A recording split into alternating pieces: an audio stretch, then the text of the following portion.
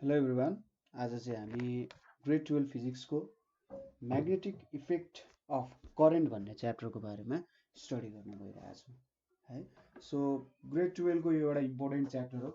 यहाँबाट धेरै लङ क्वेसन्सहरू सोध्ने प्रोबेबिलिटी पनि धेरै हुन्छ, किनभने बायट सोबार्ट लहरू यहीँनिर पर्ने गर्छ। बायट सोबार्ट ल, त्यसै गरी त्यसको एप्लिकेसन्सहरू मेनली सोध्ने गर्छ। त्यसै गरी एम्पियर सर्किटल लहरूको कुरा नि यहीँ आउँछ। र अरू भनेको चाहिँ हाम्रो यो torque on rectangular coil in uniform field होइन, त्यसै गरी मुभिङ कोइल ग्याल्भेनोमिटरको कन्सेप्टहरू पनि यहाँ आउँछ। सो त्यति गाह्रो त छैन च्याप्टर होइन, तर धेरै कुरा स्टडी गर्नुपर्ने हुन्छ। तर सानो एक दुईवटा प्रिन्सिपल्सहरूमा बेस्ट भएको कारण च्याप्टर मजाले बुझ्न सक्नुहुन्छ है। सो त्यो प्रिन्सिपल्सहरू दिमागमा राख्नु, म बिस्तारै बुझाउँदै जान्छु है। So magnetic effect of current. So कुनै पनि वायरमा होइन, कुनै पनि वायर छ एउटा, त्यो वायरमा तपाईँले करेन्ट पठाउनु भयो, ठिक छ।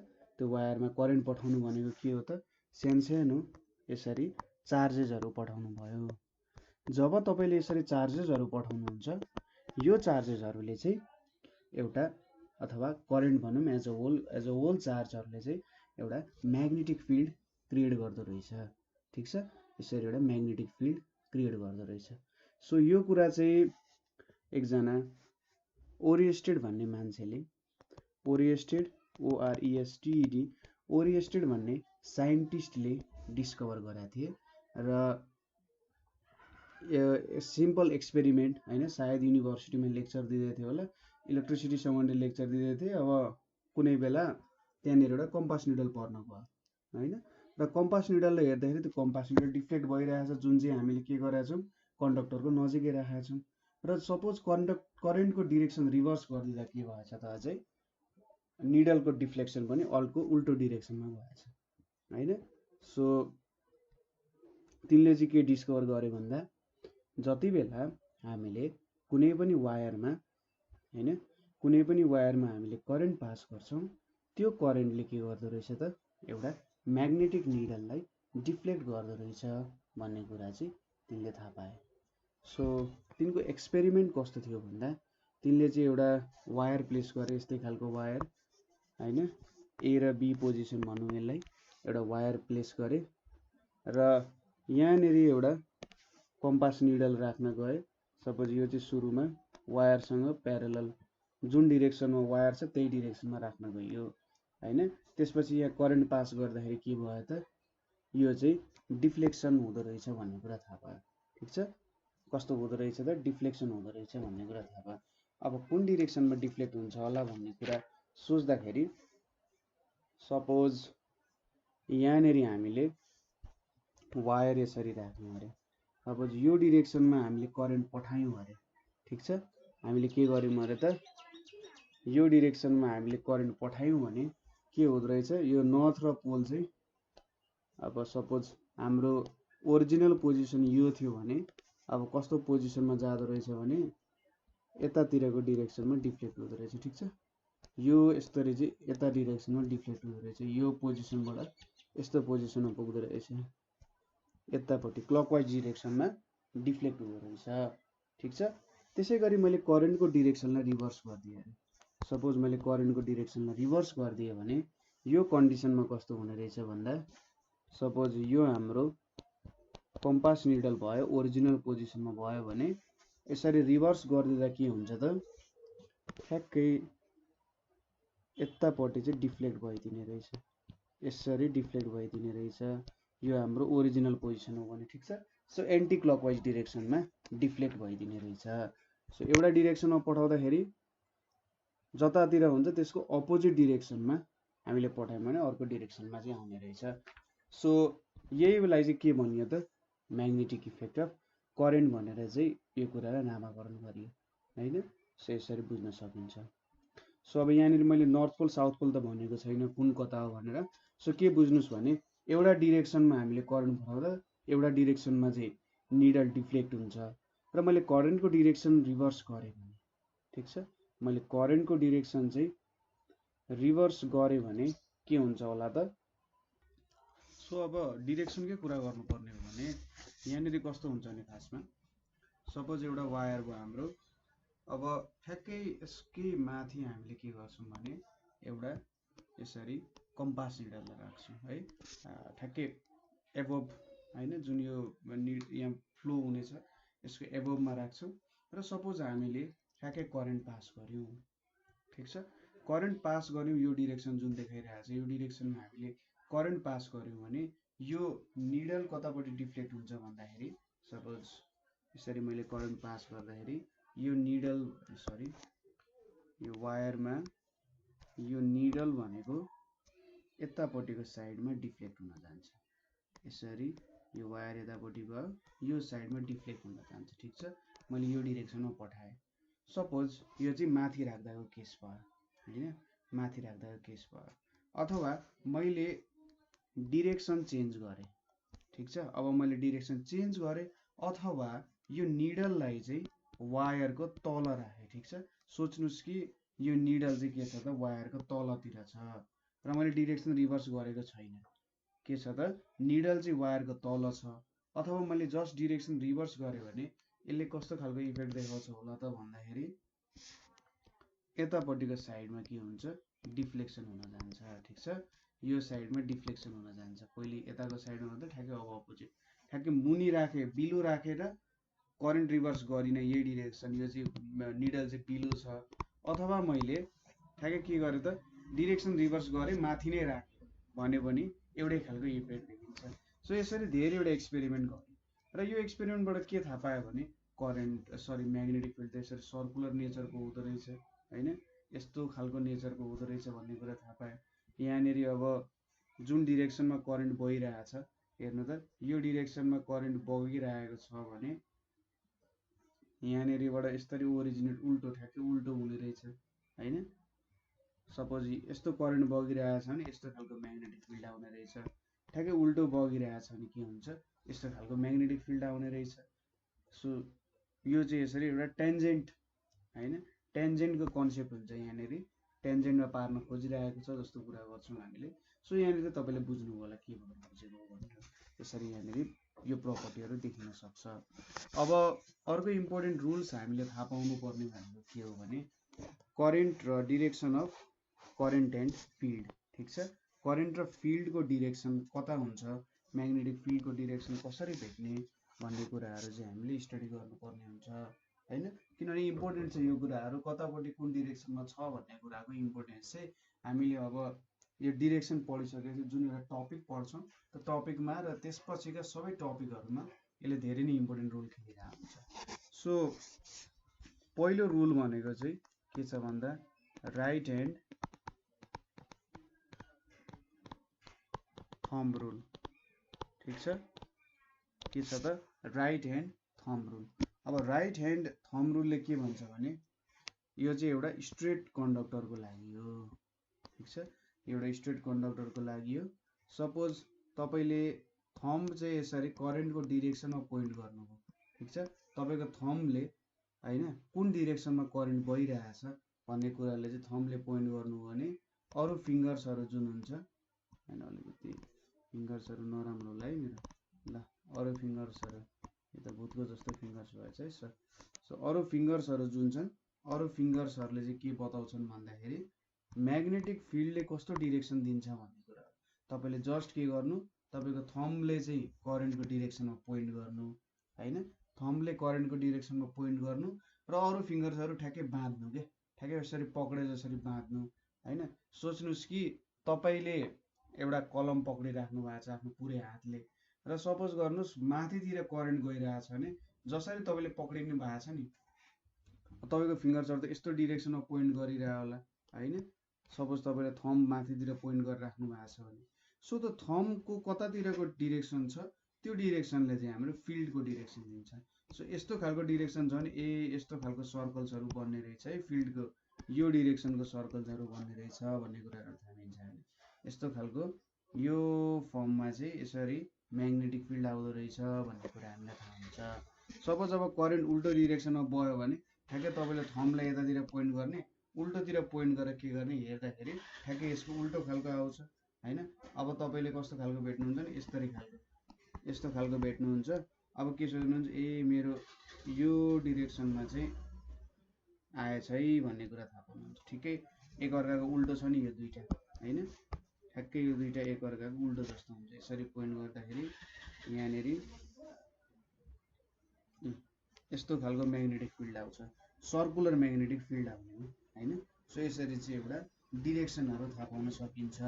यसरी मैले चाहिँ म्याग्नेटिक फिल्ड कुन डिरेक्सनमा छ भन्ने कुरा मैले म्यानेज गर्न सक्छु हेरेर, होइन? सो बुझ्नुभयो होला। राइट एन्ड थम्ब रुलमा के हुँदो रहेछ भने तपाईँले पोइन्ट गरेको थम्बको डिरेक्सन जता छ, अब तपाईँले कन्डक्टरलाई पक्रिने, यो स्ट्रेट वायर कन्डक्टरको लागि मात्रै हो भनेर हामीले भनिसक्यौँ, होइन? सो त्यो स्ट्रेट वायर कन्डक्टरलाई तपाईँले पक्रिने र तपाईँको फिङ्गर्सहरूले चाहिँ जुन हाम्रो म्याग्नेटिक लाइन छ, फोर्स छ, त्यसको सर्कुलर फर्मको एउटा डिरेक्सनहरू पनि दिने गर्छ, होइन? यहाँनिर यसरी डिरेक्सन कस्तो होला त, अब यस्तोतिर यो डिरेक्सनमा चाहिँ गइरहेको हुन्छ, यसको चाहिँ के भइरहेको हुन्छ, यसलाई भित्रतिर पोइन्ट आउट गरिरहेको होला, होइन? सो यसरी राइट एन्ड थम्ब रुलले डिरेक्सनहरू दिने रहेछ। अर्को के छ भने म्याक्सवेल कक्सक्रू रुल, म्याक्सवेल्स कर्क स्क्रु रुल भन्छ, ठिक छ?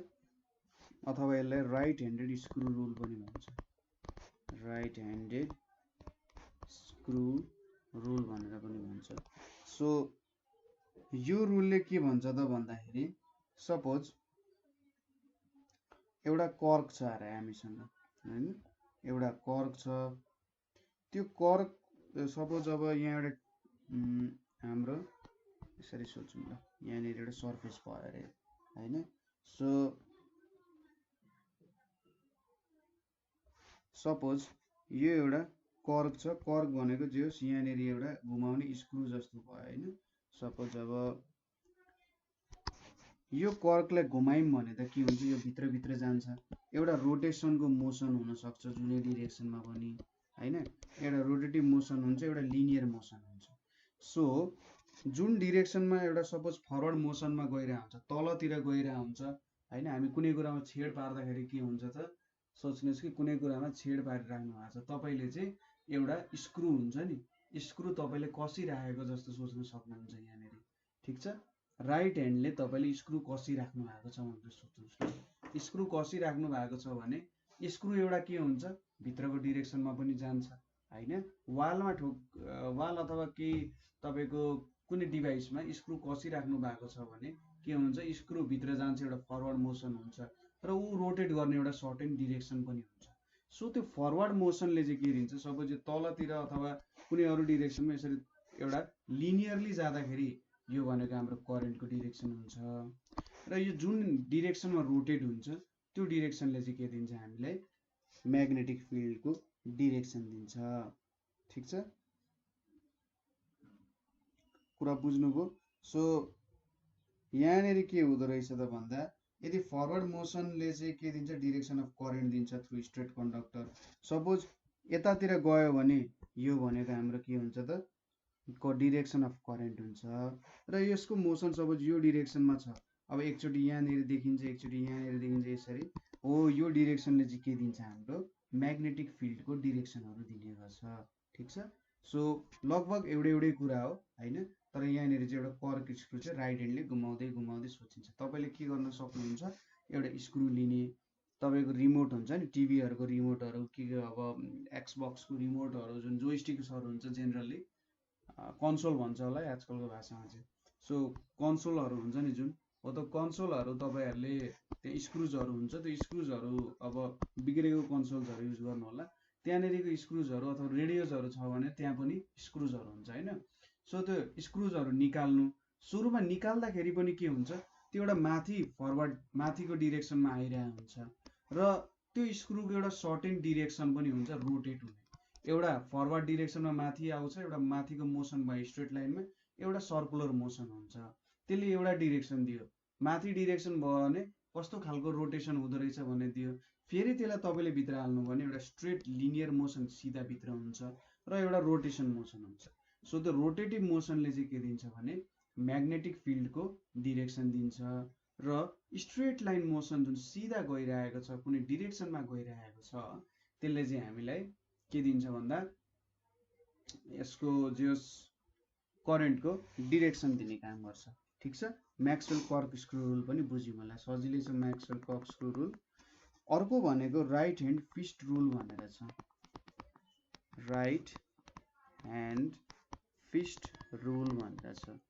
सो अब मुक्काको नियम आउनु लाग्यो होइन, हाम्रो दाहिने हातको मुक्काको नियम जस्तो भयो होइन। सो अब यो नियम चाहिँ कुनमा युज हुन्छ भन्दा अहिलेसम्म हामीले जुन म्याक्सवेल कर्कस्क्रू रुल र राइट ह्यान्ड थम्ब रुल हेऱ्यौँ, यो चाहिँ एउटा लङ स्ट्रेट कन्डक्टरको लागि थियो। अब राइट ह्यान्ड फिस्ट रुल भनेको चाहिँ हामीले सर्कुलर करेन्ट क्यारिङ कोइलको लागि होइन। अहिलेसम्म हामीले स्ट्रेट वायरको लागि हेरिरहेको थियौँ भने अब चाहिँ हामीले के को लागि हेर्छौँ भने सर्कुलर करेन्ट क्यारिङ कोइलको लागि हेर्छौँ। अब सर्कुलर करेन्ट क्यारिङ कोइल छ भने यसको कसरी भेट्न सकिन्छ भन्ने डिरेक्सन अब हेर्छौँ। अब यसलाई चाहिँ एक तरिकाले राइट ह्यान्ड थम्ब रुलको चोरी पनि भन्दा हुन्छ है, किनभने कुराहरू लगभग एउटै छ, थम्ब रुलको जस्तै छ र थम्ब रुलको चोरी जस्तो हुन्छ। यहाँनिर हामीले त्यही कन्सेप्ट युज गर्छौँ। अब तपाईँले कसैलाई बेस्ट भन्नुहुन्छ भने त्यो बेस्ट सिम्बल बनाउनुहोस्। तपाईँको के हुन्छ, चारवटा औँला भित्र जान्छ र तपाईँले बुढी औँला देखाइरहनुहुन्छ, राम्रो काम गर्यो होइन। अब यो चाहिँ हाम्रो राइट ह्यान्ड फिस्ट रुलको पहिलो नियम हो। तपाईँले के गर्नुहुन्छ, यो जुन चारवटा औँला छ नि, बेस्ट देखाउने बाहेक चारवटा औँला, सपोज यो मेरो औँला भयो, थम्ब भयो, अरू चारवटा औँला यसरी भित्र छ। ठिक छ, अरू चारवटा औँला यसरी भित्र छ भने यो चारवटा औँलाले अब के दिन्छ भने सपोज मेरो करेन्ट चाहिँ सर्कुलरमा यसरी बगिरहेको छ भने यो करेन्टको डिरेक्सन अनुसार मैले चारवटा औँलालाई मिलाउनु पर्यो। ठिक छ, यसरी यो डिरेक्सनमा गइरहेको छ भने यही अनुसार यसरी मैले चारवटा औँला मिलाउँछु। सपोज अब उल्टो डिरेक्सनमा गएछ भने उल्टो मिलाउँछु। र यहाँनिर जुन यो थम्ब छ, यो थम्बले चाहिँ के गर्छ भने म्याग्नेटिक फिल्डको डिरेक्सन दिन्छ। ठिक छ, थम्बले अब यहाँनिर के दिने भयो, म्याग्नेटिक फिल्डको डिरेक्सन दिने भयो र अरू फिङ्गर्सहरूले चाहिँ करेन्ट कसरी बगिरहेछ त सर्कुलर कोइलमा भन्ने तिनीहरूको डिरेक्सन दिन्छ। ठिक छ, यो भयो हाम्रो राइट ह्यान्ड फिस्ट रुल दिने गर्छ। सपोज अब यसरी हेर्नु पर्यो, सपोज अब करेन्ट चाहिँ यसरी बगिरहेछ, करेन्ट यसरी बगिरहेछ भने मेरो चाहिँ औँलाहरू अब यसरी जाने भयो, हेर्नु है, यसरी जान्छ र मेरो थम्बले चाहिँ तलतिर पोइन्ट आउट गर्छ। ठिक छ, तलतिर पोइन्ट आउट गर्छ, ठ्याक्कै मिल्छ नि होइन। तपाईँले ठ्याक्कै मिलाउन खोज्नु, यो डिरेक्सनमा अरू चारवटा औँला पुऱ्याउन खोज्नु। यो एउटा कस्तो डिरेक्सन भयो त, क्लकवाइज। क्लकवाइजमा चारवटा औँला बनाउनु त तपाईँको राइट ह्यान्ड है, फेरि लेफ्ट ह्यान्ड होइन। राइट ह्यान्डले तपाईँले यसरी माथि सिधा राख्नुभयो, थम्बले माथि पोइन्ट गरिरहेछ होइन। इमेजिन गर्नुहोस् थम्बले माथि पोइन्ट गरिरहेछ भने तपाईँको फिङ्गर्सहरू जहिले पनि एन्टी क्लकवाइज नै घुम्छन्, क्लकवाइज घुम्न सक्दैनन्। तर तपाईँले जब उल्टो बनाउनुहुन्छ, उल्टो बनाइसकेपछि के हुन्छ, तपाईँको फिङ्गर्सहरू चाहिँ जुन चारवटा फिङ्गर्सहरू छ त्यो चाहिँ क्लकवाइज घुम्न सक्छन् होइन। र त्यति बेला जुन तलतिरको बुवाला डिरेक्सन छ नि, अब अघि बेस्ट भन्दै थियौँ, बेस्टले चाहिँ के दिने रहेछ भन्दा एन्टी क्लकवाइज डिरेक्सनको करेन्टलाई दिने रहेछ। ल, एन्टी क्लकवाइज भनेको बेस्ट हो भनेर सम्झिनु है।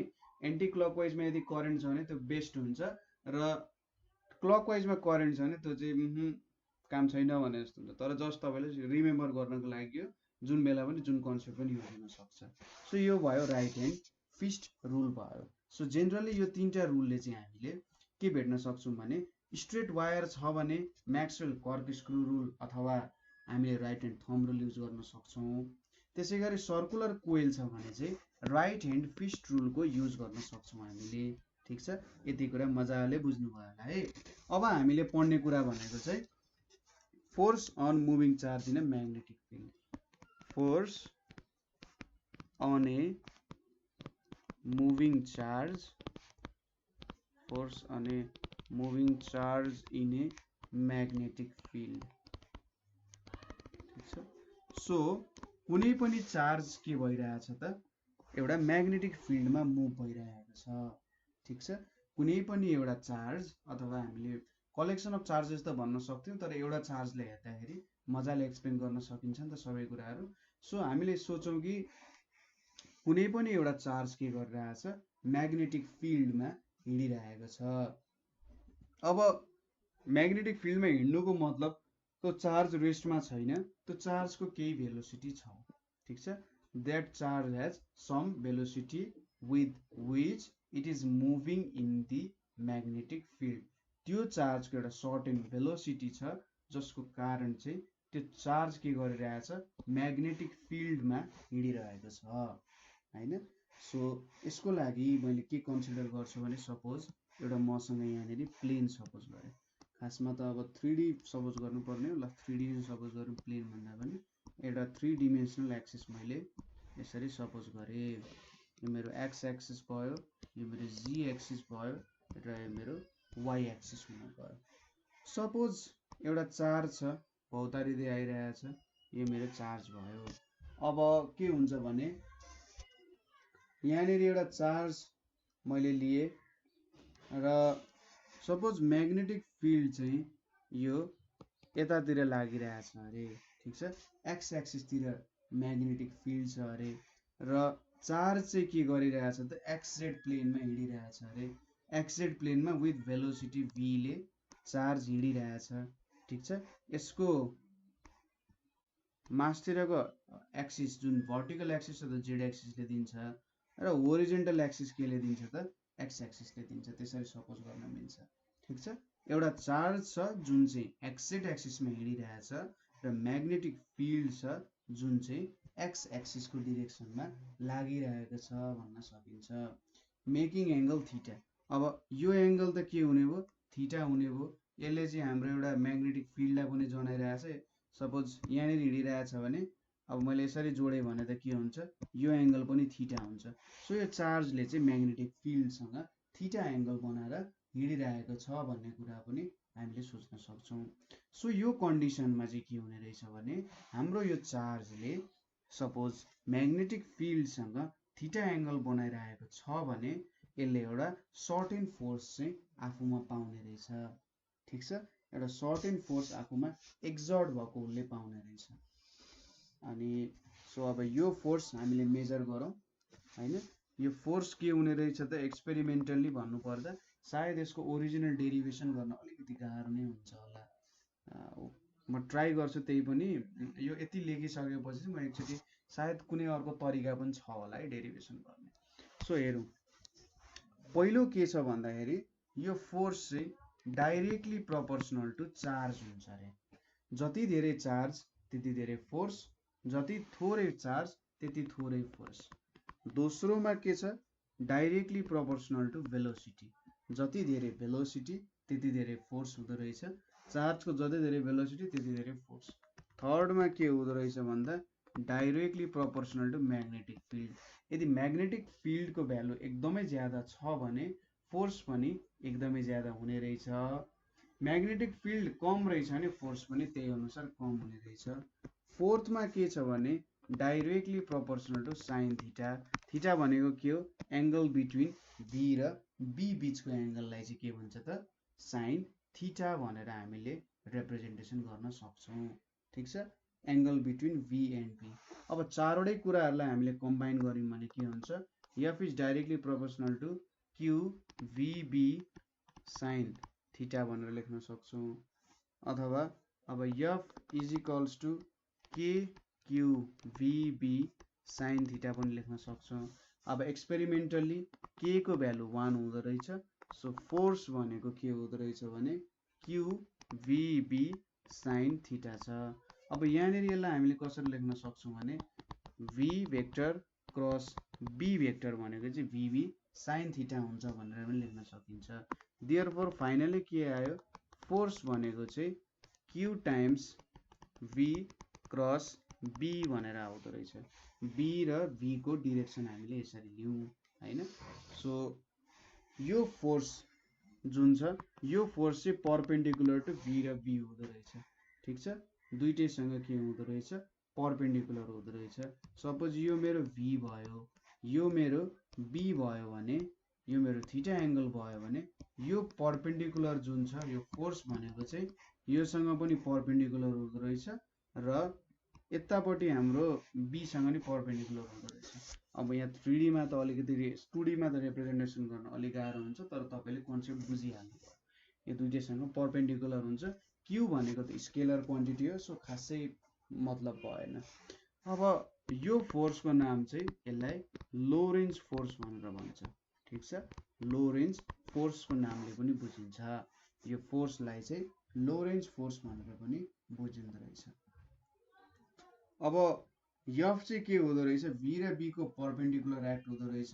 सो यसलाई चाहिँ एउटा डिफ्लेक्टिङ फोर्स भनेर पनि भन्छ। यसले चाहिँ के गर्छ त, भी को म्याग्निट्युड चेन्ज गर्दैन, तर के गर्छ, direction of motion of charge चाहिँ यसले चेन्ज गर्छ। ठिक छ। यो चाहिँ एउटा डिफ्लेक्टिङ फोर्स हो। यसले भेलोसिटीमा केही चेन्ज ल्याउँदैन, तर डिरेक्सन अफ मोसनमा चाहिँ चेन्ज ल्याउँछ हैन। र सिन्स यहाँनिर हेर्न सक्छौँ कि एफ र डिस्प्लेसमेन्ट परपेन्डिकुलर छन्, अथवा यहाँ भेलोसिटीमा डिस्प्लेसमेन्ट भन्ने टर्म छ, फोर्स र डिस्प्लेसमेन्ट परपेन्डिकुलर छन् भनेपछि यहाँनिर केही पनि वर्क डन हुँदैन। वर्क डन भनेको के हुन्छ त, एफ डी कस थीटा हुन्छ। अब थीटाको भ्यालु 90 डिग्री छ भनेपछि वर्क डन 0 हुने भयो नि त। सो यहाँनिर केही पनि वर्क डन हुँदैन। ठिक छ। सो केही पनि इनर्जी पनि गेन हुँदैन। ठिक छ। यहाँनिर केही इनर्जी गेन पनि हुनेवाला छैन, केही लिनु पनि छैन, केही दिनु पनि छैन। ठिक छ। सो यहाँनिर यस्तो कुराहरू आउने रहेछ। सपोज अब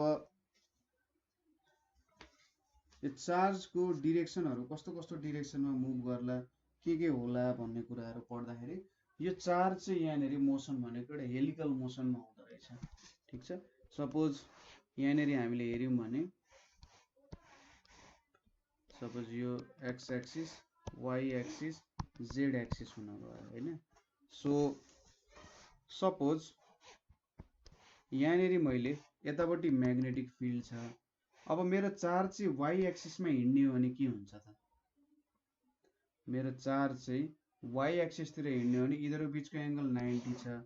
force is equals to BQV हुन जान्छ। ठिक छ। फोर्स इज इक्वल्स टु के हुन्छ, BQV हुन्छ। सो यो एउटा केमा जाने रहेछ त, स्ट्रेट लाइनमा जाने रहेछ हैन। Force is equals to BQV भने सायद एउटा स्ट्रेट लाइनमै जान्छ। ठिक छ। BQV। त्यसै गरी जब यो डिरेक्सनमा जान्छ त्यति बेला के देखिन्छ त, फोर्स इज इक्वल्स टु 0 पो आउने रहेछ। सरी मैले उल्टो चाहिँ भने होला है। जब यो वाई डिरेक्सनमा गइरहेको हुन्छ नि, वाई डिरेक्सनमा जाँदा हेर्नु है त, सो यसरी माथि गइरहेको छ, फोर्स इज इक्वल्स टु के हुन्छ त, BQV हुन्छ। समथिङ फोर्स लागिरहेछ यसलाई। अब यो फोर्स भनेको चाहिँ म्याग्नेटिक फिल्डमा BQV भयो भने यहाँनिर डिफ्लेक्सन हुन्छ भनेर भनेको छ नि। सो यो भनेको mv²/r सँग इक्वल हुन्छ। ठिक छ। म्याग्नेटमा जब फोर्स त लागिरहेको छ हैन, तर त्यहाँनिर केही पनि इनर्जी वर्क डन भइरहेको छैन। हामीले भर्खरै के भन्यौँ, त्यहाँनिर केही पनि वर्क डन भइरहेको छैन नि त। भनेपछि केही पनि वर्क डन भइरहेको छैन अथवा वर्क डन 0 भन्नुको मतलब फोर्स लागिरहेको छ र डिस्टेन्ससँग पनि परपेन्डिकुलर छ भन्नुको मतलब यहाँनिर जुन चार्ज छ त्यो चाहिँ एउटा सर्कुलर मोसनमा हिँड्यो भने त्यस्तो हुन सक्छ। सर्कुलर मोसनमा के हुन्छ, सपोज यो सेन्टरले तानिरहेछ, यहाँनिर एउटा चार्ज छ भने यसको फोर्सको डिरेक्सन यो भयो भने फोर्स र डिस्टेन्स बिचको डिरेक्सन परपेन्डिकुलर हुन्छ, एंगल परपेन्डिकुलर हुन्छ, त्यही भएर 0 हुन्छ। सो यहाँनिर म्याग्नेटिक फिल्ड लागिरहेको छ, यहाँनिर समथिङ फोर्स पनि छ, तर वर्क डनको भ्यालु 0 छ भने यसको मतलब यहाँनिर यतापट्टि यो डिरेक्सनमा सर्कुलर डिरेक्सनमा हिँडिरहेछ। यो चार्ज चाहिँ यसरी सर्कुलर डिरेक्सनमा हिँड्छ। बुझ्नुभयो। त्यसै गरी सपोज अब मेरो चार्ज र मेरो म्याग्नेटिक फिल्डको डिरेक्सन चाहिँ एउटै हुन गयो। ठिक छ। चार्ज पनि एक्स एक्सिसमा हिँडिरहेछ, म्याग्नेटिक फिल्ड पनि एक्स एक्सिसमा हिँडिरहेछ भने फोर्सको भ्यालु के हुन्छ, 0 हुन्छ। सो फोर्स चार्ज पहिले अब फोर्स 0 भयो, चार्जको त मेरो सर्टेन भेलोसिटी त छ, सर्टेन भेलोसिटी छ, यहाँनिर केही पनि फोर्स लागिरहेको छैन भने मेरो न्युटन्सको फर्स्ट ल अनुसार के हुन्छ त, everybody continues to be in the state of rest or uniform motion in a straight line unless acted by unbalanced force. So F is equals to 0 भइसकेपछि यो त त्यही सर्टेन भेलोसिटीले के हुन्छ त, अगाडि बढिरहेको छ। ठिक छ। सो यदि मेरो थीटाको भ्यालु 90 डिग्री भयो भने एउटा सर्कुलर मोसनमा मुभ हुने रहेछ वाई एक्सिसतिर। सरी हामीले एक्स जेड एक्सिस सपोज गरेको थियौँ, यसलाई यहाँनिर जेड एक्सिस सपोज गर्दै ठिक होला। यहाँनिर वाइ एक्सिस ल एक्जेट एक्सिस केही फरक परेन, जस्ट अलिकति वाइ र जेडको नाममा फरक पर्यो है। सो यदि 90 डिग्री बनायो भने सर्कुलर मोसनमा हिँड्ने रहेछ, यदि 0 डिग्री बनायो भने के हुन्छ त स्ट्रेट लाइनमा हिँड्ने रहेछ। तर सपोज सर्टेन एङ्गल बनायो भने के हुन्छ होला त, सपोज अब 90 डिग्री पनि बनाएन 0 डिग्री पनि बनाएन तर 45 डिग्रिज बनायो भने के हुन्छ, अब 45 डिग्रिज भनेको त यो डिरेक्सन हो। सो यहाँनिर त अब दुईटा कम्पोनेन्ट छ नि त, एउटा भर्टिकल कम्पोनेन्ट पनि छ, एउटा होरिजेन्टल कम्पोनेन्ट छ। होरिजेन्टल कम्पोनेन्टले भन्छ ए चार्ज स्ट्रेट लाइनमा हिँड्नुपर्छ, भर्टिकल कम्पोनेन्टले भन्छ होइन होइन हामी सर्कुलरमा हिँड्नुपर्छ। सो यो चार्ज चाहिँ के हुने रहेछ भन्दा सर्कुलरमा पनि हिँड्छ स्ट्रेट लाइनमा पनि हिँड्छ होइन, किनभने भर्टिकल र होरिजेन्टलको मिक्स भएर त हाम्रो यो आयो नि त रिजल्टेन्ट। सो यहाँनिर चाहिँ अब यो यस्तो डिरेक्सनमा हिँड्ने भयो, यसरी चार्ज चाहिँ यस्तो खालको मुभमेन्ट हुने भयो। सो यो मुभमेन्टलाई के भन्छ त हेलिकल भन्छ। ठिक छ, हाम्रो चार्ज चाहिँ यदि 90 डिग्री अथवा 0 डिग्री बनाएन भने ऊ चाहिँ हेलिकल मोसनमा हिँड्न सक्छ। बुझ्नुभयो त कसरी के काम हुँदो रहेछ भनेर। जति बेला थीटाको भ्यालु 90 डिग्री हुन्छ त्यति बेला के हुन्छ त हाम्रो फोर्स पनि छ तर वर्कडनको भ्यालु 0 हुन्छ। वर्कडनको भ्यालु 0 हुनुको मतलब त्यहाँनिर एउटा सर्कुलर मोसनमा चाहिँ हिँडिरहेको छ होइन भनेर हामीले भन्न सक्छौँ। एउटा सर्कुलर मोसनमा त के हुन्छ, एउटा कन्जर्भेटिभ फोर्स जस्तो भयो। सो यसरी चाहिँ हामीले भन्न सक्छौँ कि त्यो एउटा सर्कुलर मोसनमा हिँडिरहेको छ। ल तपाईँले रेडियस थाहा पाउनु मन लाग्यो भने mv²/r = bqv गरेर तपाईँले रेडियस भेट्न सक्नुहुन्छ, कति रेडियस हुन्छ भनेर भेट्न सक्नुहुन्छ है। तर एक्चुअल्लीमा यदि 0 र 90 बिचकोमा हिँड्ने भने के हुने रहेछ भन्दाखेरि यहाँनिर एउटा हेलिकल मोसनमा हिँड्ने रहेछ होइन। एउटा लिनियर मोसन पनि छ है, लिनियर मोसन पनि छ प्लस सर्कुलर मोसन पनि छ। Linear motion plus circular motion दुईटै मोसन बनाएर हिँड्दाखेरि यो चाहिँ एउटा हेलिकल पाथमा हिँड्न सक्ने रहेछ। ठिक छ, यो फर्मुलाले चाहिँ त्यही कुरा बताइरहेछ है। अब लोरेन्ज फोर्स पनि हेऱ्यौँ हामीले, कस्तो खालको मोसन हुँदो रहेछ पनि हेऱ्यौँ। अब फोर्सको डिरेक्सन कस्तो हुन्छ होला भन्ने कुरा आयो होइन। मैले कुरा गर्दा गर्दै तपाईँले बुझाइहालेँ। फोर्सको डिरेक्सन, फोर्सको नेपालीमै लेखौँ न, फोर्सको डिरेक्सन। फोर्सको डिरेक्सनको लागि चाहिँ मलाई तपाईँको एउटा हात चाहिन्छ। ठिक छ, त्यो हात भनेको तपाईँको दाहिने हात। सो दाहिने हात चाहियो है। अब यसको लागि मैले के गरेँ, तपाईँको दाहिने हात लिएँ होइन, र दाहिने हातको के हुन्छ त सपोज अब हाम्रो फोर्सको भ्यालु के छ भने QV क्रस B छ, QV क्रस B छ र राइट ह्यान्ड रुल युज गरेर चाहिँ हामीले यसको भ्यालु भेट्न सक्छौँ। सो यसको लागि हामीले के गर्नु पर्यो भने सपोज हाम्रो भेक्टर V र B छन्, V र B लाई चाहिँ टेल टु टेलमा राख्ने होइन, V र B लाई चाहिँ यसरी ठ्याक मिलाएर राख्ने। यसरी टेल टु टेल भनेको एउटै डिरेक्सनमा राख्यौँ हामीले, मिलाएर राख्यौँ होइन। अब अनि के गर्न सकिन्छ, यहाँनिरबाट हामीले एउटै टेलमा राखेर त्यसपछि अब एउटै यसरी लाइनमा राख्नु भनेको, अब यसलाई एउटा लाइनमा राख्यौँ हामीले, त्यसपछि यसलाई सपोज यसरी गर्न सकिन्छ। यहाँ चाहिँ फ्लेमिङ्स राइट ह्यान्ड रुल युज गर्यो भने चाहिँ सायद अझै सजिलो हुन्छ होला जस्तो लागेको छ मलाई। सो फ्लेमिङ्स राइट ह्यान्ड रुलै युज गरौँ है, कि कन्फ्युजिङ धेरैवटा रुल युज गरेर पनि कन्फ्युजन हुनसक्छ। यो रुल म पछि बुझाइदिउँला बरु एकैछिनमा। सो फ्लेमिङ्स रुल युज गर्दाखेरि के हुन्छ भने सपोज यहाँनिर यो एउटा पोइन्ट भयो, यो मेरो के भयो त फिल्ड भयो, यो मेरो के भयो V भेलोसिटी भयो भने यसरी मैले तान्दाखेरि यसले चाहिँ मलाई फोर्स दिन्छ। ठिक छ, यहाँनिर के हुन्छ भने तपाईँले के गर्न सक्नुहुन्छ भन्दाखेरि यो अगाडिकै कुरा हो हुन चाहिँ, मैले फ्लेमिङ्स रुल मात्रै भने। सपोज यो थीटा डिग्री हो, अब तपाईँले आफ्नो हातलाई के गर्नु पर्यो भने जुन 4वटा औँला छ बुढी औँला बाहेक, त्यो बुढी औँलाले ठ्याक्कै V देखि B सम्म चाहिँ जानु पर्यो। ठिक छ, किनभने हाम्रो डिरेक्सन त हामीले V देखि B सम्म गएको छौँ होइन।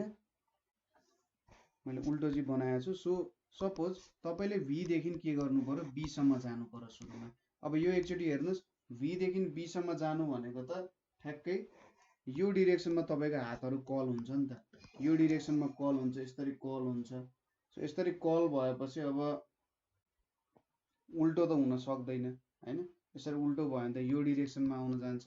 सो यसरी सुल्टो पार्नु पर्यो भने तपाईँले चाहिँ ठ्याक्कै हात गर्न सक्नुहुन्छ। ठ्याक्कै जुन डिरेक्सनमा छ नि यो पोइन्ट मैले राखिरहेको छु, त्यो सिधै तपाईँको आँखातिर आइरहेछ भनेर सोच्नुहोस्। यो जुन मेरो पोइन्ट छ, यो पोइन्टबाट तपाईँको आँखातिर आइरहेछ भने त्यसले चाहिँ मलाई फोर्सको डिरेक्सन दिन्छ। पुरा बुझ्नुभयो के हुन्छ।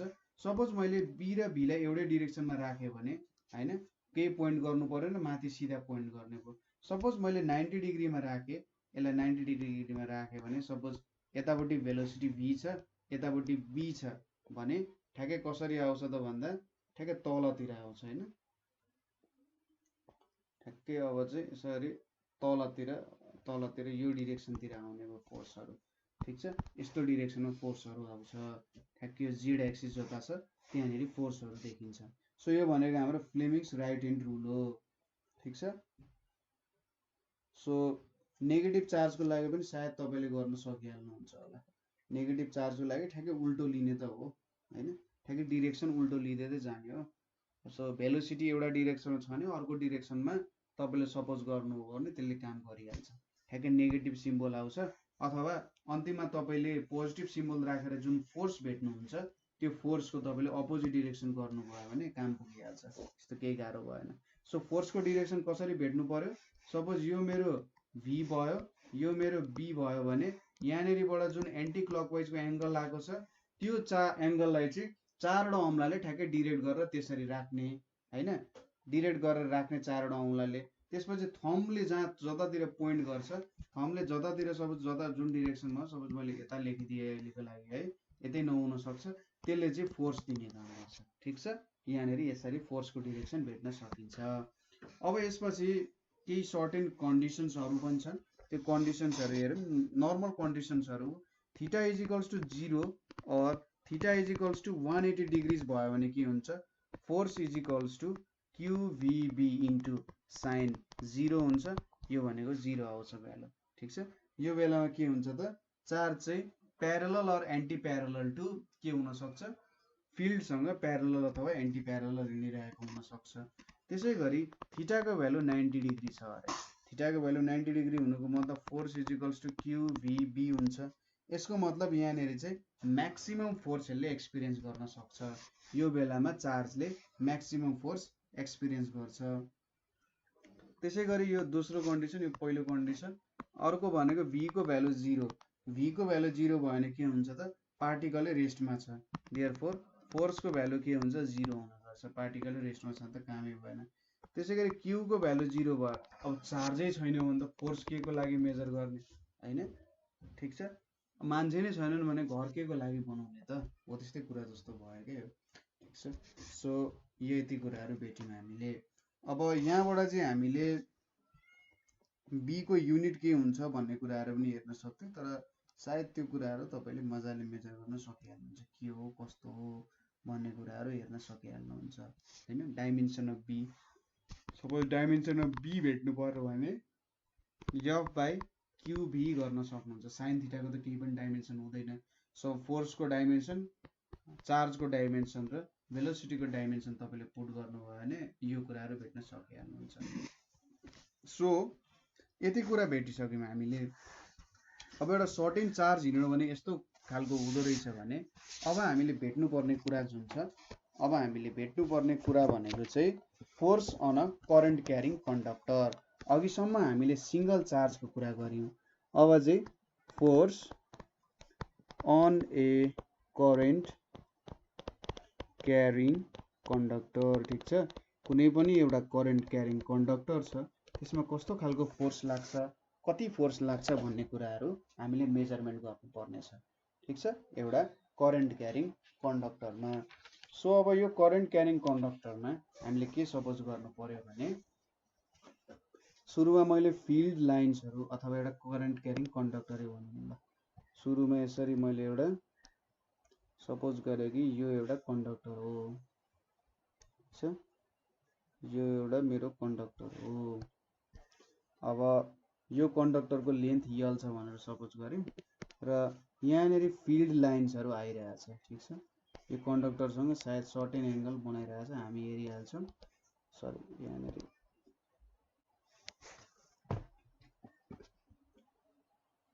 सो यहाँनिर यस्तो खालको डिरेक्सन्सहरू बनाएर यहाँनिर के आइरहेछ, सर्टेन फिल्ड लाइन्सहरू चाहिँ आइरहेछ।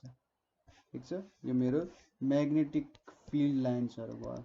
अब यहाँनिर त म्याग्नेटको कुरा गरिसकेपछि म्याग्नेटिक फिल्ड लाइन्स त चाहियो होइन। अनि यो कन्डक्टरको लेन्थ भनेको चाहिँ यल छ अरे। ठिक छ, यो कन्डक्टरको लेन्थ यल भयो र यहाँबाट के भइरहेछ भने करेन्ट पास भइरहेछ।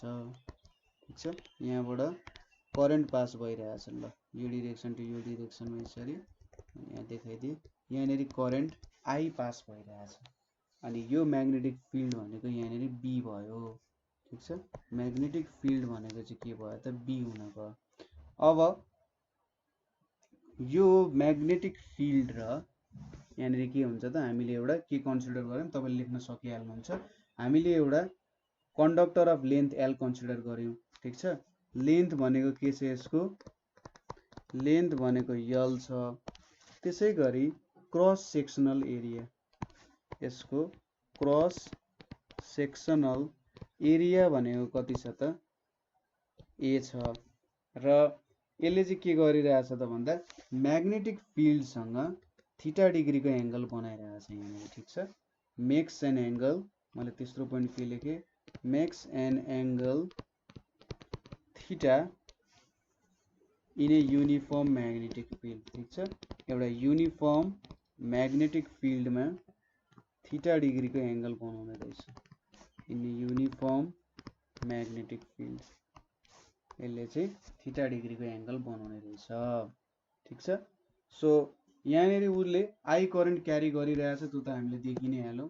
उसले चाहिँ आई करेन्ट क्यारी गरिरहेछ। सो अब हामीले यहाँनिर कति फोर्स लाग्ला भनेर मेजरमेन्ट गर्नुपर्ने हुन्छ। ठिक छ, यो कुराहरू त तपाईँले एक्सप्लेन गर्न सकिहाल्नुहुन्छ, लेख्न सकिहाल्नुहुन्छ। सो कुनै पनि कन्डक्टरमा चार्ज फ्लो हुनु भनेको के हो त, इलेक्ट्रोन्सहरू फ्लो हुनु। करेन्टको मतलब के हो, चार्ज बाई टाइम हो। कति rate of flow of charge हुन्छ होइन, कतिवटा इलेक्ट्रोन्स पर सेकेन्ड फ्लो हुन्छ भन्नु नै के हो त, करेन्ट हो। अब हामीले अघिल्लो जुन हाम्रो यो भ्यालु थियो अथवा हाम्रो एउटा डेरिभेसन गरेका थियौँ, फोर्स केमा मेजर गरेका थियौँ भन्दा हामीले कुनै एउटा मुभिङ चार्जमा कति हुन्छ भनेर मेजर गरेका थियौँ। अब कन्डक्टरमा त एकदमै धेरै लार्ज नम्बर अफ चार्जेसहरू हुनसक्छ। सुरुमा हामीले के सपोज गऱ्यौँ, ठिक छ, सबै कुरा बुझ्नु पनि होइन। अब यहाँनिर हामीले के लेख्छौँ भने सुरुमा फोर्स अन इच इलेक्ट्रोन। ठिक छ, हामीलाई इच इलेक्ट्रोनमा लाग्ने फोर्स त थाहा छ। सपोज इच इलेक्ट्रोनमा लाग्ने फोर्स एफ ई हो भने यो भ्यालु ई यहाँनिर भिडी क्रस के हुन्छ त, बी हुन्छ। यति कुरा त हामीलाई थाहा छँदैछ होइन। एउटा इलेक्ट्रोनमा लाग्ने फोर्स भनेको यति हुन्छ। अथवा एफ ई भनेको के हुन्छ त, ई भिडी बी यहाँनिर साइन थीटा हुन जान्छ। ठिक छ, यो रिलेसन पनि हामीलाई थाहा छँदैछ।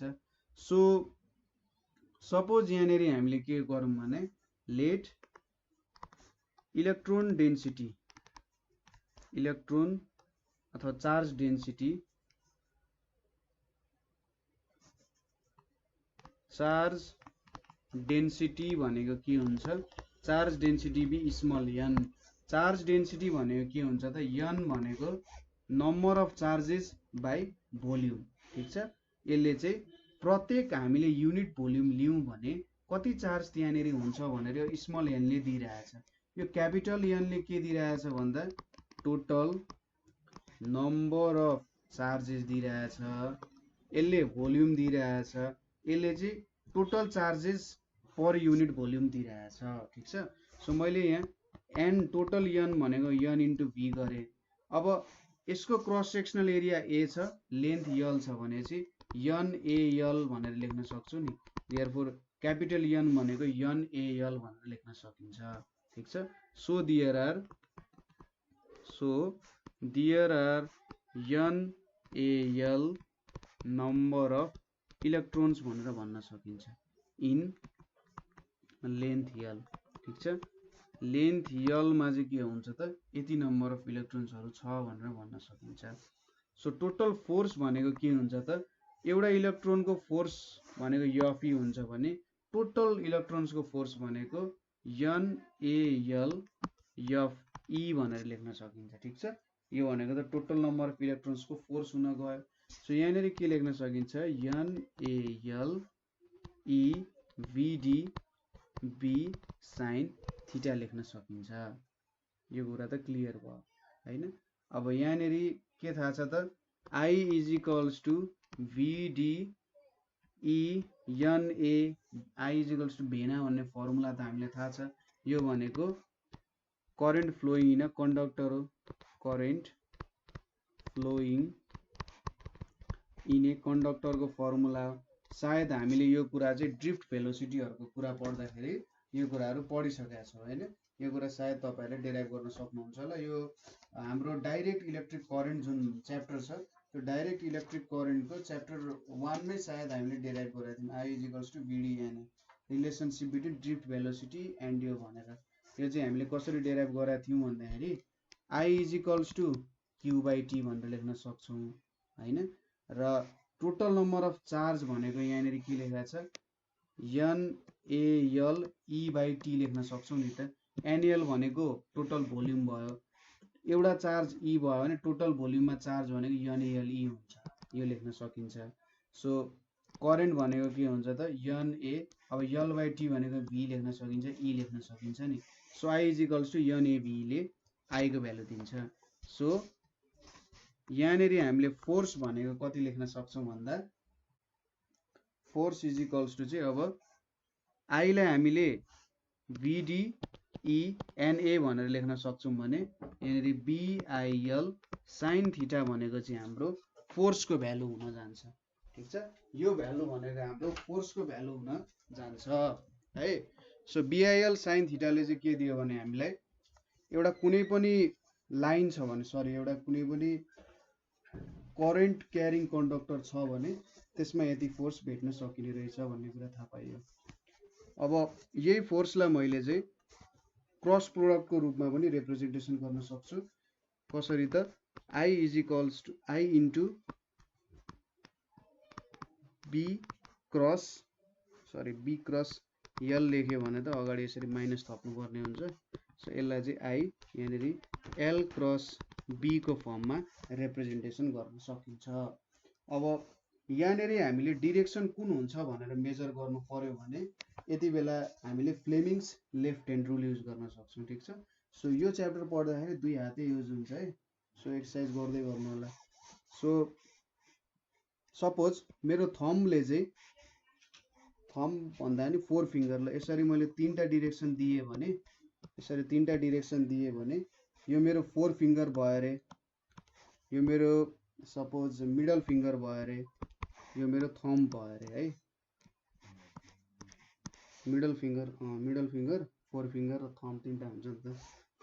सो यो मेरो मिडल फिंगरले चाहिँ लेन्थलाई रिप्रेजेन्ट गर्छ अरे हैन। यहाँ जुन लेन्थ भन्ने आइरहेछ कन्डक्टरको लेन्थ एउटा सर्टेन डिरेक्सनमा हामीले लिनुपर्ने हुन्छ, डिरेक्सन पनि सपोज गर्नुपर्ने हुन्छ लेन्थको।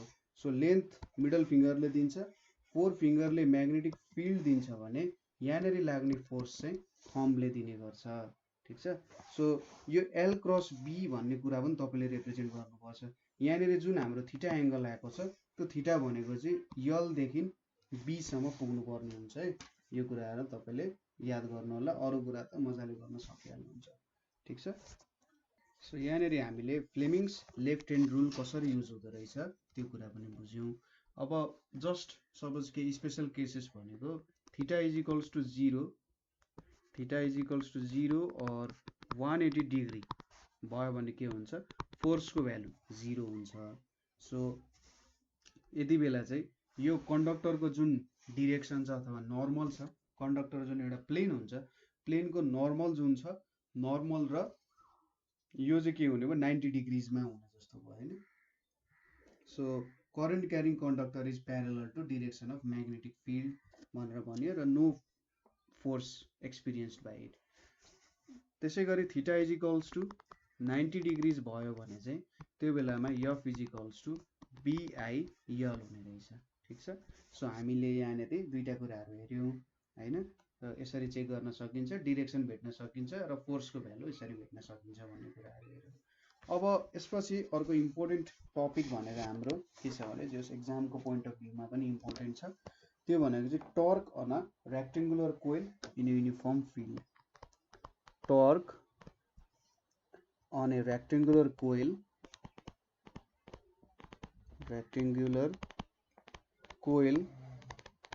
in a uniform field। कुनै एउटा युनिफर्म फिल्ड छ त्यहाँनिर चाहिँ टर्क कति लाग्छ त कुनै पनि रेक्टेङ्गुलर कोइलमा भन्ने कुराहरू चाहिँ हामीले मेजर गर्नुपर्ने हुन्छ। ठिक छ। सो अब टर्कको कुराहरू पनि हामी बिस्तारै बुझ्दै जान्छौँ। सो यसमा के हुन्छ त भन्दाखेरि सपोज यहाँनिर चाहिँ सुरुमा हामीले एउटा रेक्टेङ्गुलर कोइलको निर्माण गरौँ है, रेक्टेङ्गुलर कोइल। सो यसरी एउटा मैले रेक्टेङ्गुलर कोइल बनाएँ र अब यो रेक्टेङ्गुलर कोइलसँग के छ त यहाँनिर फिल्ड्सहरू बनाएँ, फिल्ड लाइन्सहरू क्रिएट गरौँ मैले। ल यसरी चाहिँ फिल्ड लाइन्सहरू आइरहेको छ, यो चाहिँ मेरो म्याग्नेटिक फिल्डको लाइन्सहरू भयो है। सो यसरी ल मैले बनाउँदै गएँ फिल्ड लाइन्सहरू, मेरो फिल्ड लाइन्सहरू भयो। ठिकै यो पोइन्टमा छोएको छ अरे। ठिक छ। यो मेरो चाहिँ म्याग्नेटिक फिल्डको लाइन्सहरू भयो। अब एउटा सर्टेन डिरेक्सनमा सपोज अब यो चाहिँ यसको नामहरू लेखौँ, पी, अर्को कलर लेखौँ, ल यही कलर दिउँ, P point, Q point, R point र एस पोइन्ट। ठिक छ। पिक्युआरएस छ, यसको लेन्थ सपोज यसको लेन्थ भनेको यल छ, लेन्थ इज इक्वल्स टु यल छ, र ब्रेथ भनेको के छ त, ब्रेथ भनेको चाहिँ बी छ भनेर पनि सपोज गरौँ। र एउटा युनिफर्म म्याग्नेटिक फिल्ड बीमा के गरिएको छ त यसलाई राखिएको छ। सपोज अब यसको करेन्टको डिरेक्सन, अब लेन्थ भनेको सपोज यसलाई हामीले यसरी लेन्थ लियौँ, यो पार्ट भनेको हाम्रो लेन्थ भयो र यो भनेको हाम्रो ब्रेथ हुन गयो है। ल यति कुरा भयो। अब यसपछि करेन्टको डिरेक्सन एन्टी क्लकवाइज डिरेक्सनमा फ्लो भइरहेछ भनेर चाहिँ करेन्ट कसरी फ्लो भइरहेछ, यो डिरेक्सनमा चाहिँ करेन्ट छ, एउटा युनिफर्म एमाउन्ट अफ करेन्ट चाहिँ फ्लो भइरहेछ भनेर हामीले सपोज गऱ्यौँ।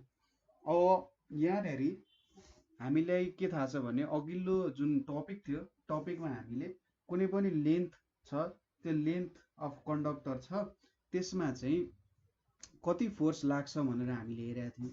सो यहाँनिर हरेक लेन्थ जुन छ, हरेक लेन्थमा चाहिँ कति फोर्स लाग्छ होला भन्ने कुराहरू चाहिँ हामीले मेजरमेन्ट गर्न गइरहेका छौँ। ठिक छ। त्यो मेजरमेन्ट गर्छौँ। त्यो मेजरमेन्ट गर्नको लागि हाम्रो भ्यालु के छ त भन्दा हामीले कुन फोर्सको युज गर्नुपर्छ भने अगाडि हामीले युज गरेको भेटिएको force is equals to I L cross B वाला रिलेसन हामीले युज गर्छौँ। ठिक छ। ताकि हामीले फोर्स कति हुन्छ, फोर्सको डिरेक्सन के हुन्छ भन्ने कुराहरू मेजरमेन्ट गर्नको लागि। सो ठिक छ। ल यहाँनिर यो मेजरमेन्ट गरौँ है। अब यहाँनिर सुरुमा हामीले कुन कुन छ त भन्दा पिएस, त्यसै गरी एसआर, त्यसै गरी अर्को भनेको आरक्यू र क्युपीमा कति कति फोर्स लाग्छ यो साइडहरूमा। ठिक छ। यो कुराहरू हामीले हेर्नु पर्ने हुन्छ, चारवटा साइडमा कति कति फोर्स लाग्छ भन्ने कुराहरू हामीले हेर्नुपर्ने हुन्छ। सो सुरुमा हामीले पिएसमा कति फोर्स लाग्छ होला भन्ने कुरा मेजर गर्नुपर्दा बिआइएल साइन थीटा हुनुपर्ने हो हैन। बिआइएल के हुन्छ त साइन थीटा हुनुपर्ने हो। अब यो थीटाको भ्यालु भनेको त के छ त एल र बी को डिरेक्सनमा डिपेन्ड गर्छ। अब यो यल र बी यहाँनिर के हुन्छ भने परपेन्डिकुलर हुन्छ। ठिक छ। यहाँनिर जुन हामीले यल र बी राखेका छौँ यो के हुन्छ भने एङ्गल बिट्विन नर्मल। ठिक छ। थीटा भनेको चाहिँ angle between normal, plane of कोइलसँग नर्मल र म्याग्नेटिक फिल्ड भनेपछि यो दुईटा चाहिँ के हुन्छ एकअर्कासँग परपेन्डिकुलर हुन्छ। यो थीटाले के दिइरहेछ भन्दा हाम्रो यो जुन प्लेन लिइरहेको छौँ हामीले पिक्युआरएस, त्यो पिक्युआरएस र हाम्रो म्याग्नेटिक र म्याग्नेटिक फिल्ड बिचको एउटा डिरेक्सन जस्तो भयो हैन, थीटा भनेको चाहिँ त्यो डिरेक्सन जस्तो भयो। अब यहाँनेरि बी र यल बिचको डिरेक्सन, अब बी र यल बिचको डिरेक्सन अथवा भनेको कति हुन्छ भन्दाखेरि 90 डिग्री हुन्छ। सो यहाँनेरि बिआइएल भनेर लेख्न सक्छौँ हामीले, ठिक छ। बी र यल बिचको एङ्गल भनेको चाहिँ 90 डिग्री हुन्छ हैन, ठ्याक्कै यिनीहरू पर्पेन्डिकुलरमै हुन्छन्, सबै पर्पेन्डिकुलरमा हुन्छ। सो बिआइएल हुन्छ। त्यसै गरी एसआर, एसआरमा चाहिँ के हुन्छ हाम्रो, यसलाई मैले चाहिँ सपोज F1 भनेर लेखेँ, ठिक छ। यो भनेको मेरो F1 भयो। त्यसै गरी आरक्यू अथवा क्युआरमा पनि के हुन्छ, बिआइएल नै हुन्छ। यसलाई मैले F2 भनेर लेखेँ, ठिक छ। यो मेरो F1 भयो, यतापट्टि के आयो त F2 आयो। यहाँनेरि यहाँनेरि बिआइबी हुन्छ। त्यसै गरी यहाँ पनि बिआइबी हुन जान्छ। यो भनेको F3 हुन्छ, यो भनेको के हुन्छ त F4 हुन्छ। हामीले जुन पर्पेन्डिकुलारिटीको कुरा गर्यौं, F1 चाहिँ के हुन्छ, पर्पेन्डिकुलर टु, अब यहाँनेरि हामीले फ्लेमिङ्स लेफ्ट ह्यान्ड रुलको एप्लिकेसन युज गरेर फोर्सको डिरेक्सन भेट्न सक्छौँ। सपोज मैले यसरी मेरो 3 वटा एक्सिस बनाएँ। अब मैले फ्लेमिङ्स लेफ्ट ह्यान्ड रुल युज गरेँ भने यहाँनेरि मेरो के छ त 4 फिङ्गर जुन छ, सपोज यसले मेरो लेन्थलाई जनाउँछ, यसले मेरो म्याग्नेटिक फिल्डलाई जनाउँछ र यहाँनेरि भएको कुराले मेरो फोर्सलाई जनाउँछ, ठिक छ। यो फोर्सलाई जनाउँछ भने अब लेन्थ हेरौँ। लेन्थ हेर्दाखेरि सपोज लेन्थ भनेको यसरी यो डिरेक्सनमा छ, म्याग्नेटिक फिल्ड भनेको यसरी यो डिरेक्सनमा छ भनेपछि फोर्स भनेको के हुन्छ त यसरी माथिल्लो डिरेक्सनमा हुन्छ। सो तपाईले हातलाई घुमाउनु भयो भने के हुन्छ त, सपोज करेन्टको डिरेक्सन के छ त तलतिर छ हैन, यसरी तलतिर छ। अनि करेन्टको डिरेक्सन यसरी तलतिर छ र फोर्सको डिरेक्सन के छ त सपोज माथितिर, सरी करेन्ट तलतिर छ अथवा लेन्थको डिरेक्सन तलतिर छ, यसरी छ। सो माथि नै हुनु पर्यो भन्ने कुरा भयो। लेन्थबाट यसरी के हुन्छ त हामीले एङ्गल मेजरमेन्ट गर्छौँ। यसरी एङ्गल मेजरमेन्ट गर्दाखेरि कस्तो भ्यालु आउन जान्छ भन्दा माथितिर आउन जान्छ। तपाईले ठ्याक्कै हाम्रो राइट ह्यान्डवाला रुल युज गरेर एल क्रस बी को एङ्गल चाहिँ ठ्याक्कै मेजरमेन्ट गर्नु भने फोर्स माथितिर आउँछ भन्न सक्नुहुन्छ। त्यसै गरी आरक्यूमा के हुन्छ त भन्दाखेरि आरक्यूको मैले कुरा गरेँ नि, यो मेरो लेन्थ एल, यो मेरो बी, यतापट्टि फोर्स छ भने के हुन्छ भन्दाखेरि यो मेरो म्याग्नेटिक फिल्डको डिरेक्सन भयो। मेरो लेन्थ अब के भइरहेछ, इनवर्डतिर गइरहेछ, ठिक छ। लेन्थ इनवर्ड डिरेक्सनमा गइरहेको छ भनेपछि यो एक्सिस मैले यतापट्टिको एक्सिस लिनुपर्ने हुन्छ। यो एक्सिस लिँदाखेरि अब 3D मा सोच्नु पर्ने हुन्छ। सो एक्सिस लिँदाखेरि मैले अब यतापट्टिको एक्सिस लियो भने यहाँनेरि यो डिरेक्सनमा हुन्छ हैन, ठ्याक्कै यसरी अब यो डिरेक्सनमा बनाउँदाखेरि फोर्स चाहिँ तलतिर अथवा इनवर्ड डिरेक्सनमा आउँछ, ठिक छ। केमा त हाम्रो आरक्यूमा हैन, आरक्यू अथवा क्युआरमा के हुन्छ त भित्रतिरको डिरेक्सनमा आउँछ। तपाईले खासै औंला घुमाइराख्नु परेन यसमा, जस्ट तपाईले के सम्झिनु पर्यो त भने सपोज मैले यसरी लिए, यहाँनेरि लिए भने यता मेरो लेन्थको डिरेक्सन भयो अरे, यतापट्टि मेरो बी भयो अरे, यतापट्टि लेन्थ गइरहेछ नि, मैले लेन्थलाई यता भित्र लिनु पर्यो र यो दुईटैसँग पर्पेन्डिकुलर गर्न फोर्स चाहिँ यो डिरेक्सनमा आउँछ। एङ्गल मैले जब यस्तो खालको डिरेक्सनमा लिन्छु हैन, क्लकवाइज डिरेक्सनमा आयो, क्लकवाइज डिरेक्सनमा लिँदाखेरि मैले ठ्याक्कै त्यो दुईटालाई एङ्गललाई मिक्स गर्न खोजेँ भने फोर्स चाहिँ तलतिरको डिरेक्सनमा आउँछ, ठिक छ। यो भनेको चाहिँ हामीले फ्लेमिङ्स राइट ह्यान्ड रुलको रुल एप्लाई गरेर पनि युज गर्न सक्छौँ, ठिक छ। यहाँ मैले बी र लेन्थलाई चाहिँ फ्लेमिङ्स राइट ह्यान्ड रुल युज गरेँ, राइट ह्यान्ड रुल युज गरेर दुईटालाई ठ्याक्कै समाहित गर्दाखेरि फोर्स चाहिँ तलतिर अथवा यसको चाहिँ भित्रतिर फोर्स लाग्छ, यसको आउटवर्डतिर लाग्छ पिएसमा, क्युआरको भित्रतिर लाग्छ। त्यसै गरी एसआरको भेट्नु पर्यो, ठिक छ, बुझिराख्नु भएको छ है कुरा। अब एसआर छ, एसआरमा पनि मैले यसरी भेट्नु पर्यो भने यहाँ हेर्नु, सपोज म्याग्नेटिक फिल्डको डिरेक्सन त चेन्ज भएको छैन, त्यही डिरेक्सनमा छ, म्याग्नेटिक फिल्ड एउटै डिरेक्सनमा हामीले लिइरहेछौँ। अब फोर्स र यो छ, अब यो भनेको यसरी आउटवर्डतिर छ भने यो भनेको मासतिर लाग्ने हो, फोर्स भनेको यसरी मासतिर आउने हो हैन। त्यसै गरी आरएसमा के हुन्छ त यसरी भित्रतिर लाग्छ, यो यतापट्टि छ भने चाहिँ यो यसरी तलतिर आउँछ। So F3 F1 and F2 को पनि डिरेक्सन अपोजिट हुने रहेछ। ठिक छ, F1 र F2 को डिरेक्सन अपोजिटतिर लाग्ने रहेछ, जुन हाम्रो करस्पोन्डिङ साइड्स भन्नाले PS र QR भनेको इक्वल एन्ड अपोजिट साइड्सहरू हो। F1 र F2 को पनि direction opposite, F3 and F4 को पनि के छ डिरेक्सन अपोजिटमा छ। र यो दुईटा जुन PQ र SR भन्ने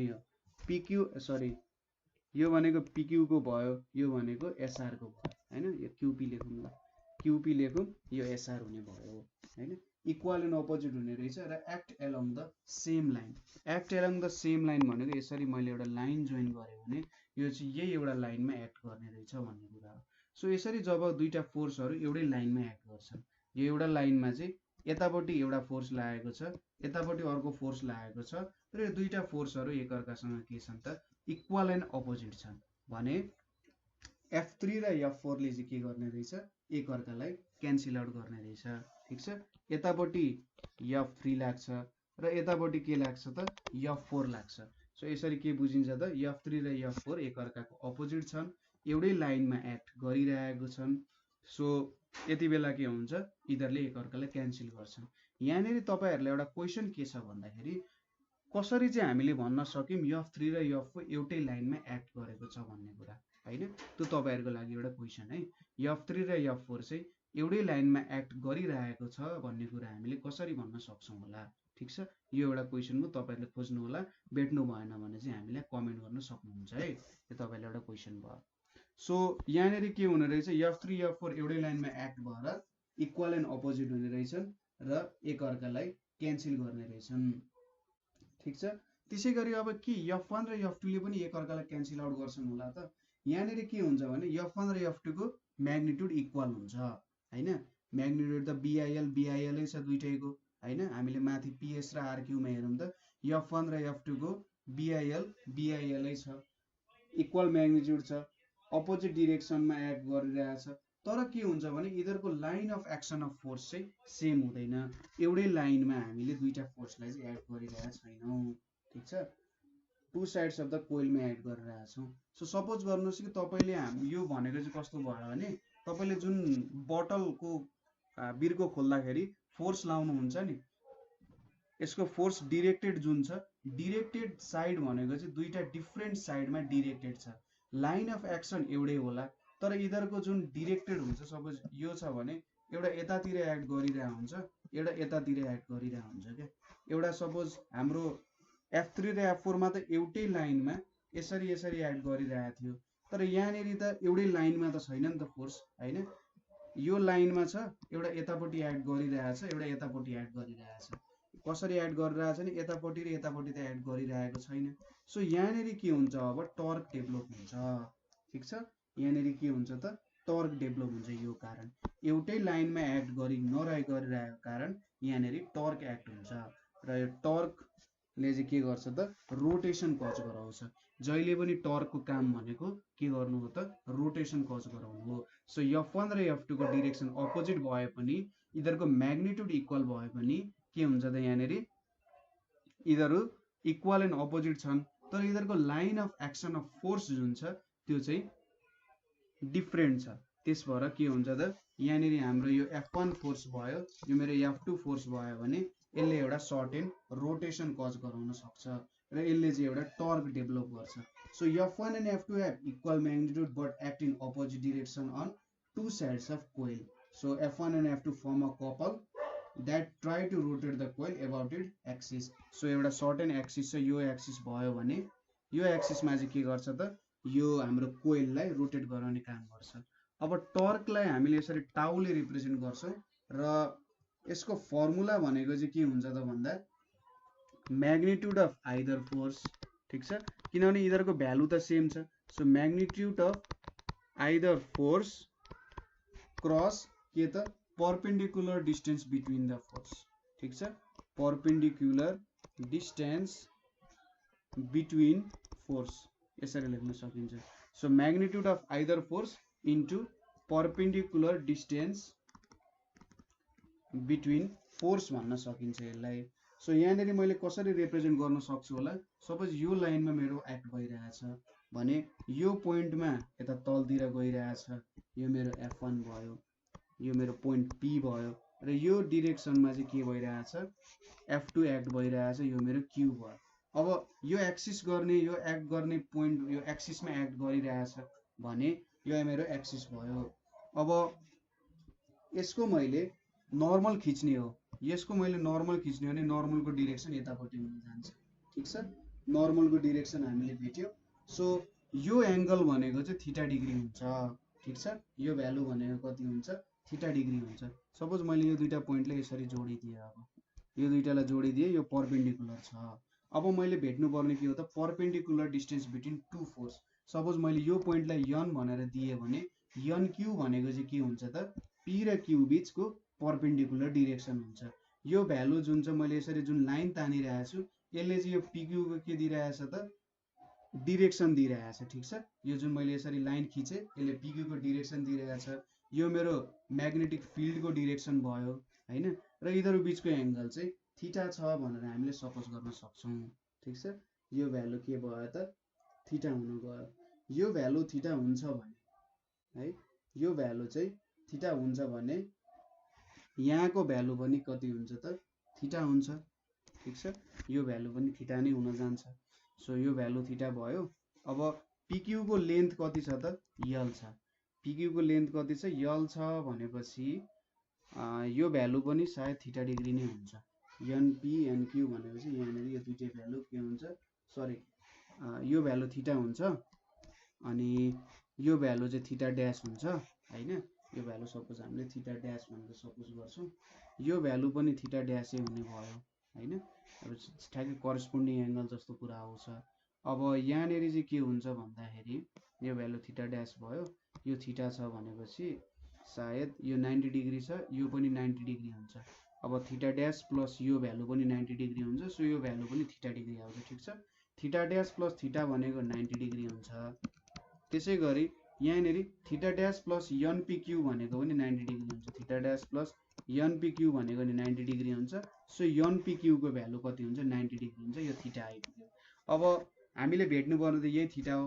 सो यहाँनिर sine theta is equals to के युज गर्न सक्छौँ त, हामीले NQ divided by PQ use गर्न सक्छौँ। एनक्यू भनेको के हुन्छ, पिक्यू साइन थीटा हुन्छ, यो भनेको यल साइन थीटा हुन्छ। So magnitude of either force भनेपछि मैले F1 लिए, यतापट्टि क्रस क्युएन अथवा एनक्यू अथवा मैले एनक्यू नै लेखेँ। सो यहाँनिर F1 क्रस यल साइन थीटा आउने रहेछ। ठिक छ, F1 क्रस यल साइन थीटा आयो यहाँनिर। अब हाम्रो फोर्सको भ्यालु के हुन्छ त, फोर्सको भ्यालु भनेको चाहिँ हाम्रो BIL हुन्छ हैन। BIL चाहिँ के हुन्छ, फोर्सको भ्यालु हुन्छ यहाँनिर यल साइन थीटा छ। PQ सो यहाँनिर एउटा सर्टेन मैले मिस्टेक भनेछु कि सपोज यो फोर्स त यो पोइन्टमा यतापट्टि एक्ट हुने हो र यो पोइन्टमा यतापट्टि एक्ट हुने हो नि त। सो मैले यहाँनिर डिस्टेन्स भनेको चाहिँ A होइन, यो PQ को डिस्टेन्स भनेको चाहिँ मैले B लिनुपर्छ है, किनभने PQ लेन्थमा एक्ट गर्ने हो नि त। यो त PQ को लेन्थमा एक्ट गरिरहेछ। सो यसको भ्यालु चाहिँ के हुन्छ त, B हुन्छ है। सो यहाँनिर चाहिँ B साइन थीटा हुन्छ। ठिक छ, यति सानो मिस्टेक, अलिकति सानो मिस्टेक भएछ। सो यहाँनिर अब के लेख्न सकिन्छ, IB LB साइन थीटा भनेर लेख्न सकिन्छ। सो यहाँनिर IB L इन्टु B भनेपछि त एरिया आयो, यहाँ साइन थीटा आयो। सो टर्कको भ्यालु चाहिँ के आउने रहेछ, IBA साइन थीटा आउने रहेछ। L इन्टु B भनेको एरिया अफ कोइल भयो। सो यो हाम्रो टर्कको भ्यालु हुन गयो। सपोज हाम्रो कोइलको चाहिँ यो त एउटा टर्नको कोइल भयो, फर n टर्न्स के हुन्छ त, n वटा टर्न्सको लागि चाहिँ टर्क भनेको BINA साइन थीटा हुन्छ। ठिक छ, टर्क भनेको BINA साइन थीटा हुन जान्छ, n वटा कोइल छ भने भन्ने कुरा भयो। अब यहाँनिरबाट अघि हामीले के लेखेका थियौँ, थीटा ड्यास प्लस थीटा भनेको 90 डिग्री हुन्छ हैन। Theta dash plus theta degree भनेको 90 डिग्री हुन्छ। सो थीटा ड्यास भनेको 90 माइनस थीटा भनेर लेख्न सकिन्छ। उल्टो चाहिँ नलेख, यस्तो लेखौँ न, theta is equals to 90 minus theta dash. So यहाँनिर टर्क भनेको चाहिँ BINA cos थीटा ड्यास भनेर पनि लेख्न सकिन्छ, किनभने यहाँनिर साइन गरियो भने यहाँ थीटा ड्यास छ। सो यो थीटा भयो, यो थीटा ड्यास भयो। सो यहाँनिर sine theta is equals to sine 90 minus theta dash हुन्छ। यसको मतलब यहाँनिर के आउँछ, cos थीटा ड्यास भ्यालु आउँछ। सो यो थीटा ड्यास भनेको चाहिँ के हो भन्दा हाम्रो जुन PQ छ त्यो र हाम्रो के को बीचको एंगल हो त, हाम्रो प्लेनले बनाउने angle theta dash with magnetic field हो, त्यो भयो। हामीले क्वेशनमा अब सोध्न सक्छ, जस्तै अब हाम्रो प्लेनले म्याग्नेटिक फिल्डसँग बनाएको एंगल भनेको थीटा ड्यास भयो, ठीक छ। हाम्रो प्लेनले बनाएको एंगल भनेको चाहिँ कति भयो त, थीटा ड्यास भयो। थीटा भनेको चाहिँ angle between normal to the plane of coil and magnetic field. यो थीटा भनेको चाहिँ हाम्रो प्लेनसँग जुन नर्मल छ, नर्मल बनायौँ, प्लेनसँग नर्मल हुने बनायौँ र म्याग्नेटिक फिल्डसँग भेट्यौँ भने त्यो भनेको थीटा डिग्री भयो। थीटा ड्यास भनेको चाहिँ के भयो त भन्दा हाम्रो जुन प्लेन छ, प्लेन र म्याग्नेटिक फिल्डले बनाएको एंगल भनेको थीटा ड्यास र प्लेनसँग परपेन्डिकुलर हुने लाइन र म्याग्नेटिक फिल्डले बनाएको एंगल चाहिँ थीटा, ठीक छ। सो क्वेशन हेरेर यो कुराहरु चाहिँ रिमेम्बर गर्नु है, तपाईले मिस्टेक गर्न सक्नुहुन्छ। थीटा ड्यास र तपाईलाई के सोधिरहेछ क्वेशनले सोधिरहेछ कि प्लेनको नर्मल र म्याग्नेटिक फिल्डले बनाएको एंगल भनेको 45 डिग्री छ भने तपाईले के बुझ्नु पर्यो, मेरो थीटाको भ्यालु चाहिँ 45 डिग्री रहेछ भनेर बुझ्नु पर्यो। त्यसैगरी तपाईलाई क्वेशनले भनेको छ कि तपाईको प्लेन र तपाईको म्याग्नेटिक फिल्डले बनाएको एंगल 45 डिग्री छ भनेर भन्यो भने थीटा ड्यास हो भनेर बुझ्नु पर्यो है। यो दुईटा कन्डिसन रिमेम्बर गर्नु होला। सपोज अब थीटा ड्यास को भ्यालु चाहिँ 0 डिग्री भयो, ठीक छ। थीटा ड्यास को भ्यालु 0 डिग्री भयो भन्नुको मतलब थीटा भनेको 90 डिग्री भयो। सो त्यति बेला टर्क भनेको के हुन्छ, BINA हुन्छ। त्यसैगरी थीटा ड्यास को भ्यालु 90 डिग्री हुनुको मतलब थीटा को भ्यालु 0 डिग्री हुनु, त्यति बेला टर्क को भ्यालु 0 हुन्छ, केही पनि टर्क हुँदैन त्यहाँनेरि। Plane of coil is perpendicular to direction of magnetic field भनेपछि त्यहाँनेरि फ्लक्स नै 0 जस्तो भइदिने आयो, म्याग्नेटिक फिल्डै प्यारलल भइदियो, नछोइकन पास हुने जस्तो भइदियो, ठीक छ। यति कुराहरु हामीले बुझ्नु पर्ने हुन्छ। यति त बुझ्नु भयो होला यहाँनेरि के भयो भनेर। अब यहाँनेरि जो यो कन्सेप्ट कहीँ गाह्रो हुन सक्छ, तर यो डिरेक्सनको कन्सेप्ट मैले तपाईलाई जुन दिए त्यो डिरेक्सनको कन्सेप्ट युज गर्नुलाई, यल यता आयो भने तपाईले अब धेरै यो Fleming's left hand rule right hand rule सम्झिने भन्दा पनि फ्लेमिङ्स राइट ह्यान्ड रुलको कन्सेप्ट युज गर्ने र यल र बी लाई एकातिर राख्ने र त्यसपछि फोर्सको डिरेक्सन भेट्ने हैन। राइट ह्यान्ड रुल युज गर्ने र त्यसपछि फोर्सको डिरेक्सन भेट्ने। यल र बी को चाहिँ जेस तपाईले के सोच्नु भन्दा एउटा डिरेक्सनलाई पोजिटिभ लिनु है। सपोज तपाईले के सोच्न सक्नुहुन्छ भने यसरी बाहिर गइरहेको डिरेक्सन मेरो पोजिटिभ हो भनेर सोच्न सक्नुहुन्छ, ठीक छ। यसरी सोचे पनि हुन्छ, अथवा इनसाइड गएको यो डिरेक्सन कुनै अब सपोज यसरी आइरहेछ नि यो पोजिटिभ हुन्छ भनेर सपोज गर्दा नि केही फरक पर्दैन। तर एउटा सर्टेन डिरेक्सनलाई पोजिटिभ बनाउने र तपाईको लेन्थहरुमा यसरी अपोजिट डिरेक्सन आयो भने अर्को एक्सिसमा तानेर यसलाई चाहिँ पोजिटिभ बनाउने, ठीक छ। बी र एल लाई अर्को डिरेक्सनमा एंगलमा बनाएर पोजिटिभ बनाइहाल्ने र त्यसपछि फ्लेमिङ्सको के युज गर्ने त, राइट ह्यान्ड रुल वाला कन्सेप्ट युज गर्ने। त्यहाँबाट तपाईले फोर्सको डिरेक्सन मजाले भेटिहाल्नुहुन्छ। तपाईले औंला धेरै घुमाइराख्नु पर्दैन त्यो बेलामा, ठीक छ। सो बुझ्नु भएन भने सोध्नु है। यो कन्सेप्ट अलिकति गाह्रो नै हुन जान्छ, ठीक छ। अलिकति विद्यार्थीहरुलाई बुझ्न गाह्रो नै हुन्छ, तर सायद त्यो कन्सेप्ट युज गर्नुभयो भने तपाईले कुराहरु एक्सप्लेन मजाले गर्न सक्नुहुन्छ, बुझ्नुहुन्छ। अब यसपछि हामीले अर्को हेर्ने भनेको moving coil galvanometer. Moving coil galvanometer. So यसको त्यति साह्रो गाह्रो छैन, अगाडिको कन्सेप्ट्सहरु बुझ्नु भएको छ भने मुभिङ कोइल ग्याल्भेनोमिटर आफैमा एउटा सजिलो कन्सेप्ट हुन जान्छ, ठीक छ। So moving coil galvanometer. अब मुभिङ कोइल ग्याल्भेनोमिटर भनेको चाहिँ के हो भन्दा यसको definition, it is A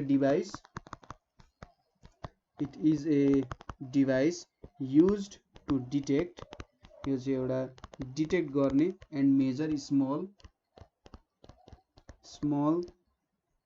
electric current in a circuit. So कुनै पनि सर्किटमा एकदम स्मल एमाउन्ट अफ करेन्ट तपाईँले मेजर गर्नु पर्यो भने त्यति बेला तपाईँले के युज गर्नुहुन्छ त मुभिङ कोइल ग्याल्भेनोमिटर युज गर्नुहुन्छ। र यो चाहिँ एकदम एउटा सेन्सिटिभ इन्स्ट्रुमेन्ट हो, एकदम सानो सानो करेन्ट पनि हामीले मेजर गर्न सक्छौँ। सो यसको प्रिन्सिपल पनि केमा बेस्ड छ भन्दा यसको प्रिन्सिपल भनेको चाहिँ यो चाहिँ कुनै पनि अगाडिको हामीले पढ्यौँ नि, यहाँनिर suppose current carrying coil or loop छ, त्यसलाई चाहिँ युनिफर्म म्याग्नेटिक फिल्डमा हाल्यो। ठिक छ, कुनै पनि एउटा रेक्टेङ्गुलर कोइल अर लुप छ, करेन्ट क्यारिङ लुप छ भनेर सम्झ्यौँ। त्यो लुप चाहिँ यदि हामीले म्याग्नेटिक फिल्डमा हाल्यौँ भने त्यसले के गर्छ त टर्क एक्सपिरियन्स गर्छ। So it's based on the principle that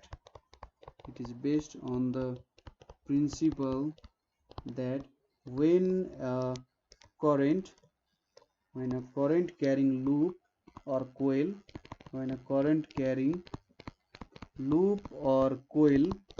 is placed in a uniform magnetic field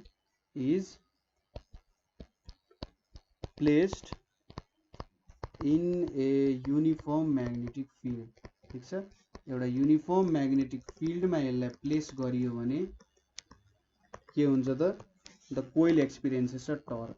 the coil experiences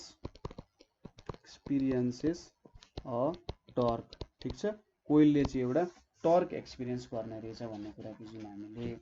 so यसको अब कन्स्ट्रक्सनको कुरा पनि थोरै बुझ्नुपर्ने हुन्छ, कसरी कन्स्ट्रक्सन गरिएको हुन्छ भन्ने कुरा। ठिक छ, ल यसको कन्स्ट्रक्सन हेरौँ। सो कन्स्ट्रक्सनमा के हुन्छ भने यसमा रेक्टेङ्गुलर कोइल्सहरू हुन्छ having large number of turns in a metallic frame.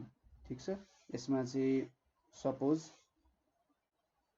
यहाँनिर यसरी मैले रेक्टेङ्गुलर कोइल्सहरू बनाएँ। ल यो मेरो रेक्टेङ्गुलर कोइल्सहरू बनाइरहेको छु। यहाँनिर यसरी मैले रेक्टेङ्गुलर 3वटा जति रेक्टेङ्गुलर कोइल बनाएँ। यसरी यहाँनिर के छ त रेक्टेङ्गुलर कोइलहरू बसेको हुन्छ। ठिक छ, यो चाहिँ केमा बाउन्ड गरिएको हुन्छ भन्दा कोइलै बनाउनु मान्दैन त। ल ठिक छ, यतिकै ल कोइलहरू छ हैन, रेक्टेङ्गुलर कोइलहरू छ र यसलाई चाहिँ एउटा नन मेटालिक फ्रेममा बाउन्ड गरिएको हुन्छ, नन मेटालिक फ्रेममा चाहिँ बाँधिएको हुन्छ। यसको साइडमा के हुन्छ त दुईटा यसरी म्याग्नेटको पोल्सहरू चाहिँ राखिएको हुन्छ हैन, मिलाएर राखेको हुन्छ। यहाँनिर यसरी दुईटा के भयो त म्याग्नेटको पोल्सहरू राखेको छ। सपोज यो भनेको नर्थ पोल भयो, सरी यहाँनिर यो भनेको चाहिँ मेरो के भयो त यतापट्टि साउथ पोल छ भनेर इमेजिन गरौँ है। सो यो मेरो साउथ पोल भयो। अब यो कोइललाई चाहिँ दुईटा पोल्सहरूमा के गरिएको छ त सस्पेन्ड गरिएको छ भन्ने कुरा पनि थाहा पायौँ हामीले। र यहाँनिर एउटा फोस्फोर ब्रोन्ज हुन्छ, coil is suspended by a phosphor bronze के त स्ट्रिपले which acts as a path for the current. एउटा फोस्फोर ब्रोन्ज स्ट्रिम हुन्छ हो, त्यसले चाहिँ के गरे हुन्छ त करेन्टको लागि एउटा बाटो बनाउँछ। सो अब रेक्टेङ्गुलर कोइल लियौँ हामीले, त्यसपछि यहाँनिर एउटा के हुन्छ त स्प्रिङ कनेक्टेड हुन्छ। स्प्रिङ अथवा यसलाई चाहिँ के भन्न सकिन्छ भन्दा स्प्रिङै भनौँ हैन। अनि यहाँनिर यसरी एउटा पोइन्टर हुन्छ। ठिक छ, हाम्रो पोइन्टर भयो यो, यसलाई कन्स्ट्रक्सन अलिकति मेटाइदिए। यो पोइन्टर हुन्छ र यहाँनिर एउटा क्यालिब्रेटेड स्केल हुन्छ। ठिक छ, यसरी स्केल्सहरू राखिएको छ जुनले चाहिँ मेजरमेन्टको कामहरू गर्ने हो हैन। सो यो स्केल्सहरू भयो, मैले स्केल्सहरू बनाएँ, सूर्य जस्तो पनि हुन लाग्यो त है। सो यो स्केल्सहरू छ यहाँनिर। अनि यसपछि यहाँनिर अब दुईटा पोइन्ट्सहरू हुन्छ हामीसँग जहाँनिरबाट चाहिँ हामीले यसरी करेन्ट पास गर्ने गर्छौँ। यहाँनिर एउटा के हुन्छ यसरी टर्जनल ब्यालेन्स जस्तो हुन्छ। ठिक छ, फोस्फोर ब्रोन्ज स्ट्रिप जस्तो भयो जसले चाहिँ यसलाई अड्याएर राख्ने जस्तो भयो। यो म्याग्नेटले चाहिँ के गर्छ भन्दाखेरि हाम्रो रेडियल म्याग्नेटिक फिल्ड प्रोड्युस गर्ने हो। ठिक छ, यसले एउटा रेडियल म्याग्नेटिक फिल्ड प्रोड्युस गर्छ। यो यहाँनिर कनेक्टेड छ यसरी, ताकि यो जोस् यसमा चार्ज आउँदाखेरि काम होस्। सो यसको सानो एक्सप्लेनेसन गर्नुपर्दा सिम्पल एक्सप्लेनेसन छ, यसले एउटा रेडियल म्याग्नेटिक फिल्ड प्रोड्युस गर्ने हो। रेडियल म्याग्नेटिक फिल्ड भनेको के हो भने सपोज यस यहाँबाट जुन म्याग्नेटिक फिल्ड आउँछ नि, यो म्याग्नेटिक फिल्डले चाहिँ यहाँ भएको जुन कोइल छ त्यो कोइलसँग परपेन्डिकुलर भएर जान्छ कि, ठिक छ। रेडियल म्याग्नेटिक फिल्डको काम भनेको के हो भने जुन म्याग्नेटिक फिल्ड लाइन्सहरू आउँछ त्यो म्याग्नेटिक फिल्ड लाइन्स चाहिँ यहाँनिर सर्फेससँग परपेन्डिकुलर भएर निक्लिन्छ, बाहिर निक्लिन्छ भन्नु। अथवा यो दुईटा जुन एङ्गल हुन्छ यिनीहरू बिचको एङ्गल थीटा डिग्री भनेको चाहिँ 90 डिग्री हुन्छ। जुन कोइल र हाम्रो म्याग्नेटिक फिल्ड बिचको एङ्गल छ त्यो भनेको चाहिँ कति हुन्छ त 90 डिग्री हुन्छ, ठिक छ। सो यसले चाहिँ रेडियल म्याग्नेटिक फिल्ड भनेर भनिन्छ। सो यहाँनिरबाट करेन्ट पास गर्ने हो, यहाँनिर स्प्रिङ छ। स्प्रिङको काम भनेको चाहिँ के हो भन्दाखेरि तपाईँले अब यहाँनिर करेन्ट पास गर्नुभयो, ल ठिक छ, करेन्ट पास गर्नुभयो। यहाँबाट फोस्फर ब्रोन्ज स्ट्रिपबाट के हुने भयो त, सपोज यसलाई मैले टी नाम दिएँ। फोस्फर ब्रोन्ज स्ट्रिपबाट के भयो त यहाँनिर करेन्ट पास हुने भयो होइन। र अब के हुन्छ, यो त एउटा कोइल हो, यो कोइल त म्याग्नेटिक फिल्डमा छ, यहाँनिर करेन्ट पास गरियो भने यसले एउटा पक्कै पनि डिफ्लेक्सन पाउँछ, ठिक छ। अब यसले डिफ्लेक्सन अथवा यो डिफ्लेक्ट भइसकेपछि के हुन्छ त्यो रोटेट, सरी यहाँनिर करेन्ट आइसकेपछि एउटा म्याग्नेटिक फिल्डमा छ भने यसले एउटा टर्क एक्सपिरियन्स गर्छ। टर्क एक्सपिरियन्स गरेपछि त्यो रोटेट हुन थाल्छ। यसरी रोटेट हुँदाखेरि के हुन्छ, यो पोइन्टर पनि यता यता सर्दै जान्छ, अभियस कुरा हो होइन। पोइन्टर सँगसँगै यो पनि के हुन्छ, एट्याच भएको पोइन्टर जुन छ यो पनि सर्दै जान्छ र यसले एउटा सर्टेन करेन्टको भ्यालु देखाउँछ, ठिक छ। जब म स्विच क्लोज गर्छु केही करेन्ट पास गर्छु, मैले धेरै एमाउन्ट अफ करेन्ट पास गरेँ भने यो कोइल जुन छ यो कोइल पनि धेरै एमाउन्टमा रोटेट हुन्छ र यो एकदमै टाढा पुग्ला। सपोज मैले थोरै एमाउन्ट अफ करेन्ट पास गरेँ नि, थोरै मात्र डिफ्लेक्सन देखाउला होइन। र अब मैले करेन्ट अफ गरेँ भने के हुन्छ, यो स्प्रिङले चाहिँ यसलाई आफ्नो ओरिजिनल पोजिसनमा ल्याउने काम गर्छ। सो यहाँनिर कन्स्ट्रक्सन तपाईँले बुझ्नुभयो, दुईटा सिलिन्ड्रिकल म्याग्नेट्सहरू हुँदो रहेछ, एउटा रेक्टेङ्गुलर कोइल्स हुँदो रहेछ, धेरैवटा वान्ड गरेको कोइल्स। यहाँनिर एउटा पोइन्टर हुँदो रहेछ जसले चाहिँ क्यालिब्रेटेड स्केलमा के गर्छ त पोइन्ट गर्छ भ्यालु, र फोस्फोर ब्रोन्ज स्ट्रिपद्वारा यसलाई अड्याइएको हुन्छ। र यो स्प्रिङले के गर्छ त, यहाँनिर ठ्याक्कै स्प्रिङ कनेक्टेड हुन्छ र स्प्रिङले चाहिँ यो कोइललाई आफ्नो ओरिजिनल पोजिसनमा ल्याउने रहेछ। सो हामीले बुझ्यौँ यसले कसरी काम गर्दो रहेछ भनेर। सपोज यहाँनिर हामीले बी भनेको हाम्रो भ्यालु थाहा छ, त्यसो म्याग्नेटिक फिल्ड इन्टेन्सिटी भयो, आई भनेको हाम्रो करेन्ट भयो, एल भनेको लेन्थ अफ यो भयो, सपोज यो लेन्थ भयो अरे, त्यसपछि यति भ्यालु भनेको हाम्रो ब्रेथ भयो अरे, ब्रेथ भयो। त्यसै गरी एल इन्टु बी भनेको एरिया दिइहाल्छ, यन भनेको के हो नम्बर अफ कोइल्स हो, ठिक छ। यन भनेको नम्बर अफ कोइल्स हो। अब टर्क भनेको कति हुन्छ, बिआइएनए साइन थीटा हुन्छ। अब हामीले के भनेको थियौँ अघि, हाम्रो theta is the angle made by normal of plane. Normal of plane र के त हाम्रो अगाडिको क्यालकुलेट गरेको थियौँ नि, हामीले थीटा भनेको के गरेको थियौँ, यो प्लेनले नर्मल बनाउने र यो बिचको एङ्गल जुन म्याग्नेटिक फिल्ड छ यो बिचको एङ्गल चाहिँ के हुन्छ त थीटा हुन्छ भनेर भनेको थियौँ। सो अब यहाँनिर थीटाको भ्यालु चाहिँ कति छ त 90 डिग्री हुन्छ। यिनीहरूले बनाउने प्लेनले बनाउने एङ्गल र म्याग्नेटिक फिल्डले बनाउने एङ्गल कति छ त 90 डिग्री छ। त्यही भएर यसलाई चाहिँ रेडियल म्याग्नेटिक फिल्ड भनेर भन्छ। थीटाको भ्यालु कति भयो त 90 डिग्री हुने भयो। सो यहाँनिर म्याक्सिमम टर्क आउने भयो, कति हुन्छ भ्यालु, मुभिङ कोइल ग्याल्भेनोमिटरमा बिआइएनए बिना भनेर हुन्छ, ठिक छ। यो टर्कलाई चाहिँ के भन्छ त डिफ्लेक्टिङ टर्क भन्छ। किन डिफ्लेक्टिङ टर्क भन्छ भन्दा यहाँनिर डिफ्लेक्सन प्रोड्युस गर्छ यसले। डिफ्लेक्सन प्रोड्युस गरेर यो हाम्रो जुन पोइन्टर छ यो पोइन्टरले विभिन्न भ्यालुहरूलाई रिप्रेजेन्ट गर्न सक्छ, ठिक छ। र एकदम सानो भ्यालु अफ करेन्ट पनि यसले मेजर गर्न सक्छ यो बेलामा है। सो टिएन भनेको बिआइएनए भयो। सो ठिक छ, यति कुरा बुझियो होइन। अब जति जति कोइल डिफ्लेक्ट हुँदै जान्छ र वायर त के हुन्छ ट्विस्ट हुँदै जान्छ, हाम्रो सस्पेन्सन वायर जुन छ त्यो त ट्विस्ट हुँदै जान्छ। र जुन स्प्रिङ छ, स्प्रिङ सपोज हामीले के गर्यौँ भन्दा कुनै कुरालाई घुमायौँ भने स्प्रिङले के गर्छ त फेरि फन्न घुमाएर ओरिजिनल पोजिसनमा ल्याइदिन्छ नि हो। यहाँनिर पनि के गर्छ त यो स्प्रिङको काम त्यो हो। यो जुन कोइल छ यो कोइललाई चाहिँ मैले आफ्नो ओरिजिनल पोजिसनमा ल्याउन सकौँ भनेर के हुन्छ यो स्प्रिङ राखेको। स्प्रिङमा के हुन्छ त जब यो कोइल घुम्दै घुम्दै घुम्दै जान्छ स्प्रिङमा एउटा रिस्टोरिङ फोर्स चाहिँ के हुन्छ स्टोर हुँदै जान्छ। जति धेरै यो कोइल रोटेट हुन्छ त्यति नै धेरै यहाँनिर रिस्टोरिङ फोर्स चाहिँ जोडिँदै जान्छ, ठिक छ। त्यो कुरा तपाईँलाई थाहा भयो होइन। सपोज हामीले फाइ भन्ने एउटा टर्म लियौँ, यो भनेको चाहिँ के हुन्छ टर्क अथवा रिस्टोरिङ टर्क। यसलाई चाहिँ के भन्छ, फाइ भनेको चाहिँ रिस्टोरिङ टर्क हाम्रो सरी थोरै गल्ती भएछ। यहाँनिर के भनेको चाहिँ एउटा युनिट हो, ठिक छ, हाम्रो स्प्रिङ कन्स्टेन्ट जस्तो युनिट हो।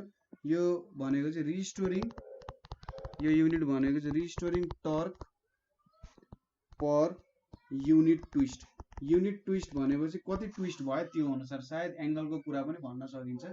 यसरी घुमिरहेछ भने एउटा सर्टेन सोच्नुहोस् कि यति भ्यालुमा चाहिँ यो गयो भनेर, सपोज यति ट्विस्ट भयो भनेर सपोज गऱ्यौँ भने पर ट्विस्ट जस्तो भयो, एउटा एङ्गल जस्तो टर्म भयो। त्यसै गरी per twist of the suspension wire, then यो टिएनको भ्यालु भनेको चाहिँ के इन्टु फाई हुन्छ, ठिक छ, बुझ्नुभयो कुरा के भयो त यहाँ। सो यहाँनिर फाई भनेको चाहिँ यो फाईले चाहिँ डिफ्लेक्सन दिन्छ है, डिफ्लेक्सन भनेको कति एङ्गल चाहिँ रोटेट भयो होला भन्ने कुरा दिइरहेछ यसले, ठिक छ, कति एङ्गल चाहिँ रोटेट भयो भनेर दिइरहेछ। र यो के भनेको restoring torque per unit twist भनेपछि के फाईको भ्यालु चाहिँ हाम्रो यो टर्कको भ्यालुसँग इक्वल हुन जान्छ, ठिक छ। यो टर्कले जति भ्यालु चाहिँ दियो, यो टर्कले जति भ्यालु पाएर हाम्रो कोइल रोटेट भयो नि, त्यति नै रिस्टोरिङ फोर्स चाहिँ जम्मा भइरहेको हुन्छ यहाँनिर। सो हामीले के लेख्न सक्छौँ भने BINA इज इक्वल्स टु के फाई भनेर लेख्न सक्छौँ, अथवा आई भनेको चाहिँ के लेख्न सक्छौँ, के फाई बाई BNA भनेर रिप्रेजेन्ट गर्न सकिन्छ, अथवा यहाँनिर I is equals to G phi लेख्न सकिन्छ। यहाँनिर जी भनेको चाहिँ के बाई BNA हुन्छ, ठिक छ। यसलाई चाहिँ ग्याल्भेनोमिटर कन्स्ट्यान्ट भनेर भनिन्छ, ग्याल्भेनोमिटर कन्स्ट्यान्ट भनेर भनिन्छ, ठिक छ। यो टर्महरू तपाईँले याद गर्नुपर्छ है, के बाई BNA भनेको ग्याल्भेनोमिटर कन्स्ट्यान्ट हुँदैछ। सो यहाँबाट के देख्यौँ भने I is directly proportional to phi. So जति धेरै डिफ्लेक्सन हुन्छ, अथवा यहाँनिर हामीले लेख्नुपर्ने चाहिँ phi is directly proportional to I जस्तो टर्ममा लेख्दा हुन्छ, किनभने जति धेरै करेन्ट हुन्छ त्यति धेरै डिफ्लेक्सन आउने हो। करेन्ट कज हो, फाई भनेको हाम्रो इफेक्ट हो नि त। सो जति धेरै करेन्ट हुन्छ त्यति धेरै डिफ्लेक्सन आउँछ, डिफ्लेक्सन त्यत्तिकै आउँदैन करेन्ट बिना, होइन। सो जति धेरै करेन्ट हुन्छ त्यति धेरै डिफ्लेक्सन आउँछ। So deflection of a coil is directly proportional to current flowing through it, ठिक छ। हेन्स हामीले के युज गर्छौँ त, एउटा लिनियर स्केलिङ ग्याल्भेनोमिटर युज गर्छौँ to detect current flowing. So अर्को टर्म भनेको सेन्सिटिभिटी भन्ने छ। सेन्सिटिभिटी भनेको चाहिँ सेन्सिटिभिटी अफ ग्याल्भेनोमिटर। सो सेन्सिटिभिटीले के दिन्छ भने हाम्रो ग्याल्भेनोमिटरले चाहिँ कति सानो करेन्ट मेजर गर्न सक्छ, कति सेन्सिटिभ छ, एकदमै सानो करेन्ट आयो भने केले मेजर गर्न सक्छ होला त भन्ने कुरालाई चाहिँ सेन्सिटिभिटी भनेर भन्न सकिन्छ। सो यदि सेन्सिटिभ छ भने थोरै करेन्टले पनि त्यहाँनिर डिफ्लेक्सन आउँछ र हामीले करेन्ट मेजर गर्न सक्छौँ, ठिक छ। एउटा ग्याल्भेनोमिटरलाई त हामीले पढिसक्यौँ डिरेक्ट करेन्टमा, ग्याल्भेनोमिटरलाई एमिटरमा र भोल्टमिटर दुइटैमा कन्भर्ट गर्न सकिन्छ। ग्याल्भेनोमिटरमा प्यारेललमा सन्ट राख्यो भने त्यसले एमिटर जस्तो काम गर्छ, र सिरिजमा हामीले एकदम हाई एमाउन्ट अफ रेजिस्टेन्स राख्यौँ भने त्यसले एउटा भोल्टमिटर जस्तो पनि काम गर्छ भन्ने कुराहरू हामीले पढिसक्यौँ। सो यहाँबाट हामीले दुईटा कुरा मेजर गर्छौँ, एउटा भनेको करेन्ट सेन्सिटिभिटी, ठिक छ, एउटा भनेको हाम्रो करेन्ट सेन्सिटिभिटी भयो, दोस्रो भनेको के छ त हाम्रो भोल्टेज सेन्सिटिभिटी मेजर गर्छौँ, ठिक छ। करेन्ट सेन्सिटिभिटी, करेन्ट कति सानो करेन्ट मेजर गर्न सक्ने रहेछ, त्यसै गरी कति सानो भोल्टेज मेजर गर्न सक्ने रहेछ भनेको चाहिँ करेन्ट सेन्सिटिभिटी र भोल्टेज सेन्सिटिभिटी हो। सो करेन्ट सेन्सिटिभिटीलाई मैले CS भनेर लेखेँ। CS भनेको चाहिँ के हुन्छ, deflection per amount of current, ठिक छ। कति डिफ्लेक्सन भयो पर करेन्ट गरेपछि त मैले करेन्ट सेन्सिटिभिटी भेट्छु। सो डिफ्लेक्सन छ, कति डिफ्लेक्सन छ त्यसलाई करेन्टले डिभाइड गर्यो भने त पर डिफ्लेक्सन मैले कति मेजर गर्न सक्ने रहेछु करेन्ट भन्ने थाहा पाउँछु नि त। टोटल डिफ्लेक्सन बाई कति करेन्ट छ भन्ने कुरा मैले डिभाइड गरेँ भने यसले यो भ्यालुले मलाई के दिन्छ त, कति करेन्ट चाहिँ मेजर गर्न सक्ने रहेछु। सो यहाँनिर के हुन्छ, फाई हुन्छ, अनि यो भ्यालुहरू हामीले युज गर्नु पर्यो। आई भनेको के हुन्छ त, k phi by BNA, k phi by BNA हुन्छ, अघि माथि डिराइभ गरेको phi into BNA divided by k phi हुने रहेछ, फाई फाई काट्यो, BNA डिभाइडेड बाई के भनेको चाहिँ हाम्रो करेन्ट सेन्सिटिभिटीको भ्यालु हुने रहेछ। सो मैले हाम्रो यो मुभिङ कोइल ग्याल्भेनोमिटरलाई कसरी करेन्ट सेन्सिटिभ अझै बनाउन सक्ने रहेछु भन्दा मैले B को भ्यालु बढाएँ, म्याग्नेटिक फिल्डको भ्यालु, म्याग्नेटिक फिल्ड इन्टेन्सिटीको भ्यालु बढायो भने करेन्ट सेन्सिटिभिटी बढ्ने रहेछ। त्यसै गरी नम्बर अफ कोइल्स बढायो भने पनि करेन्ट सेन्सिटिभिटी बढ्छ, र एरिया अफ कोइल बढायो भने पनि करेन्ट सेन्सिटिभिटी बढ्ने रहेछ। त्यसै गरी रिस्टोरिङ फोर्स कन्स्ट्यान्टको भ्यालु घटाए, ठिक छ, रिस्टोरिङ फोर्स कन्स्ट्यान्टको भ्यालु घटाए, के हो त रिस्टोरिङ फोर्स कन्स्ट्यान्ट भनेको टर्क पर युनिट ट्विस्ट घटायो भने करेन्ट सेन्सिटिभिटी बढ्ने रहेछ, ठिक छ, यसरी तपाईँले एक्सप्लेन गर्न सक्नुहुन्छ। त्यसै गरी अर्को भनेको भोल्टेज सेन्सिटिभिटी, दोस्रो भनेको चाहिँ भोल्टेज सेन्सिटिभिटी। सो कति सानो मैले भोल्टेज मेजर गर्न सक्छु होला। अब भोल्टेज सेन्सिटिभिटी एकचोटि यो पज गर्नु, सोच्नु त के होला भोल्टेज सेन्सिटिभिटी, ठिक छ। भोल्टेज सेन्सिटिभिटी भनेको चाहिँ के हुन्छ भने यहाँ डिफ्लेक्सन बाई टोटल भोल्टेज हुन्छ, ठिक छ, deflection by total voltage. Deflection भनेको 5 भयो, भोल्टेज भनेको आइआर भयो, होइन, अब यो त ओम्स लो भइहाल्यो। यहाँनिर भ्यालु भनेको बिएनए डिभाइडेड बाई के आउँछ, के इन्टु आर आउँछ, ठिक छ, बिएनए बाई केआर आउँछ। सो मैले बी को भ्यालु बढायो भने भोल्टेज सेन्सिटिभिटी बढ्ने रहेछ, यन को भ्यालु बढायो भने भोल्टेज सेन्सिटिभिटी बढ्ने रहेछ, होइन, भोल्टेज सेन्सिटिभिटी बढ्छ। त्यसै गरी एरिया अफ कोइल बढायो भने भोल्टेज सेन्सिटिभिटी बढ्ने रहेछ। रिस्टोरिङ टर्क कन्स्ट्यान्टको भ्यालु घटायो भने भोल्टेज सेन्सिटिभिटी के हुने रहेछ, बढ्ने रहेछ। र रेजिस्टेन्स जुन युज भइरहेछ त्यो रेजिस्टेन्सले घटायो भने पनि भोल्टेज सेन्सिटिभिटी बढ्ने रहेछ, ठिक छ। सो भोल्टेज सेन्सिटिभिटी र करेन्ट सेन्सिटिभिटीको कुरा बुझ्नु भयो, फर्मुलाहरुमा युज हुन सक्छ है।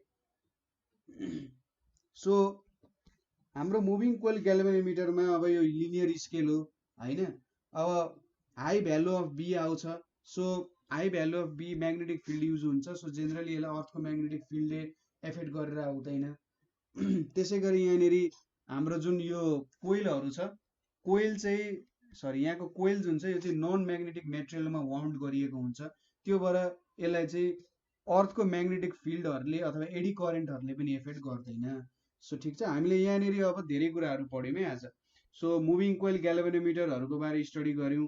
त्यसै गरी हाम्रो torque on rectangular coil in uniform field, त्यसै गरी एउटा लाइन चार्जमा कन्डक्टरमा कति फोर्स लाग्दो रहेछ, एउटा फोर्समा एउटा सानो हेर्नु त हामीले कहाँदेखि सुरु गरेका थियौं, एउटा चार्जमा कति फोर्स लाग्छ, यो चार्जलाई अब यसरी चार्जको एउटा लाइनै बनायौं भने कति फोर्स लाग्छ, त्यसपछि यो चार्जको मैले एउटा प्लेन बनाएँ भने कति फोर्स लाग्छ, यो प्लेनको पनि मैले प्लेनहरु जोडे भने ठीक छ कति फोर्स लाग्छ। सो साइन्स भनेको एउटा डिडक्टिभ प्रोसेस हो, हैन। सानो कुरादेखि ठुलठुलो ठुलठुलो ठुलठुलो ठुलठुलो बनाउँदै गयौं नि हामीले। चार्जदेखि सुरु गर्यौं, चार्जलाई लाइन बनायौं, लाइनलाई प्लेन बनायौं र प्लेनको पनि प्लेन प्लेन प्लेन प्लेन जोड्दै जोड्दै एउटा सर्टेन एप्लिकेसन अन्तिममा हाम्रो के आयो, मुभिङ कोइल ग्याल्भेनोमिटरको एप्लिकेसन आयो, ठीक छ। सो आज हामीले यो कुराहरु पढ्यौं। कतै तपाईलाई क्वेशन छ, कतै बुझ्नु भएन भने निर्धक्क भएर सोध्नु होला। तपाईहरुले चाहिँ हामीलाई कमेन्ट पनि गर्न सक्नुहुन्छ अथवा हाम्रो नेपाल अनलाइन स्कुल ग्रुप छ, नेपाल अनलाइन स्कुल ग्रुपमा हामीले विभिन्न सब ग्रुप्सहरु बनाएको छौं, हैन। क्लासेस अनुसारको सब ग्रुप्सहरु छ, क्लास 12 को फिजिक्स, क्लास 11 को फिजिक्स, म्याथमेटिक्स, धेरै ग्रुपहरु छ। सो जुनै ग्रुपमा पनि तपाईलाई जुनै सब्जेक्टमा नि प्रब्लम भयो त्यहाँनेरि गएर तपाईहरुले आफ्नो प्रब्लम्सहरु सोध्न सक्नुहुन्छ है। त्यसै गरी नेपाल अनलाइन स्कुलले चाहिँ अहिले एउटा सर्टेन नयाँ कुरा के निकालेको छ भने एउटा फर्म डेभलप गरेको छ। त्यो फर्ममा चाहिँ तपाईहरुले फिलअप गर्न सक्नुहुन्छ। फर्ममा फिलअप गरेर आफ्नो जस नेम एड्रेसहरु दिँदै तपाईलाई कुन सब्जेक्टमा प्रब्लम छ अथवा तपाईलाई कुन सब्जेक्टको कुन पोर्सनमा चाहिँ प्रब्लम छ त हो त्यो कुराहरु त्यहाँनेरि लेखेर हामीलाई पठाउन सक्नुहुन्छ। एउटा चाहिँ स्टुडेन्टको फिडब्याक फर्महरु छ, हैन। कुनै सब्जेक्ट पढाएको मन परेन अथवा यो सब्जेक्ट चाहिँ यसरी पढाइदिए हुन्थ्यो भन्ने लाग्छ भने त्यहाँनेरि फिडब्याक फर्महरु भर्न सक्नुहुन्छ। अर्को भनेको कन्ट्रिब्युटर अथवा मेन्टरको फर्महरु पनि छ। तपाईहरुलाई अब सानो क्लासको सब्जेक्ट्सहरु पढाउन मन छ, हैन, अथवा तपाईलाई कुनै सब्जेक्ट्सहरु बुझाउन मन छ जुन तपाईलाई मजाले आउँछ भने तपाईहरुले कन्ट्रिब्युटर फर्म पनि भर्न सक्नुहुन्छ है। सो यो फ्यासिलिटिजहरु पनि नेपाल अनलाइन स्कुलले दिएको छ। सो फ्यासिलिटिजको मजाले युटिलाइजेसन गर्नु होला है। सो आजको लागि यति नै, हैन। अरु केही कुरा भन्नु छ भने त हाम्रो ओरिजिनल नम्बर छदैछ 9849595895। यदि यो नम्बरमा चाहिँ तपाईले हामीसँग जुन बेला पनि कन्ट्याक्ट गर्न सक्नुहुन्छ। ब्यालेन्स छैन भने मिस कल दिनु होला, हामीले तपाईलाई कल पनि गर्छौं है। सो आजको लागि यति नै। Thank you for watching.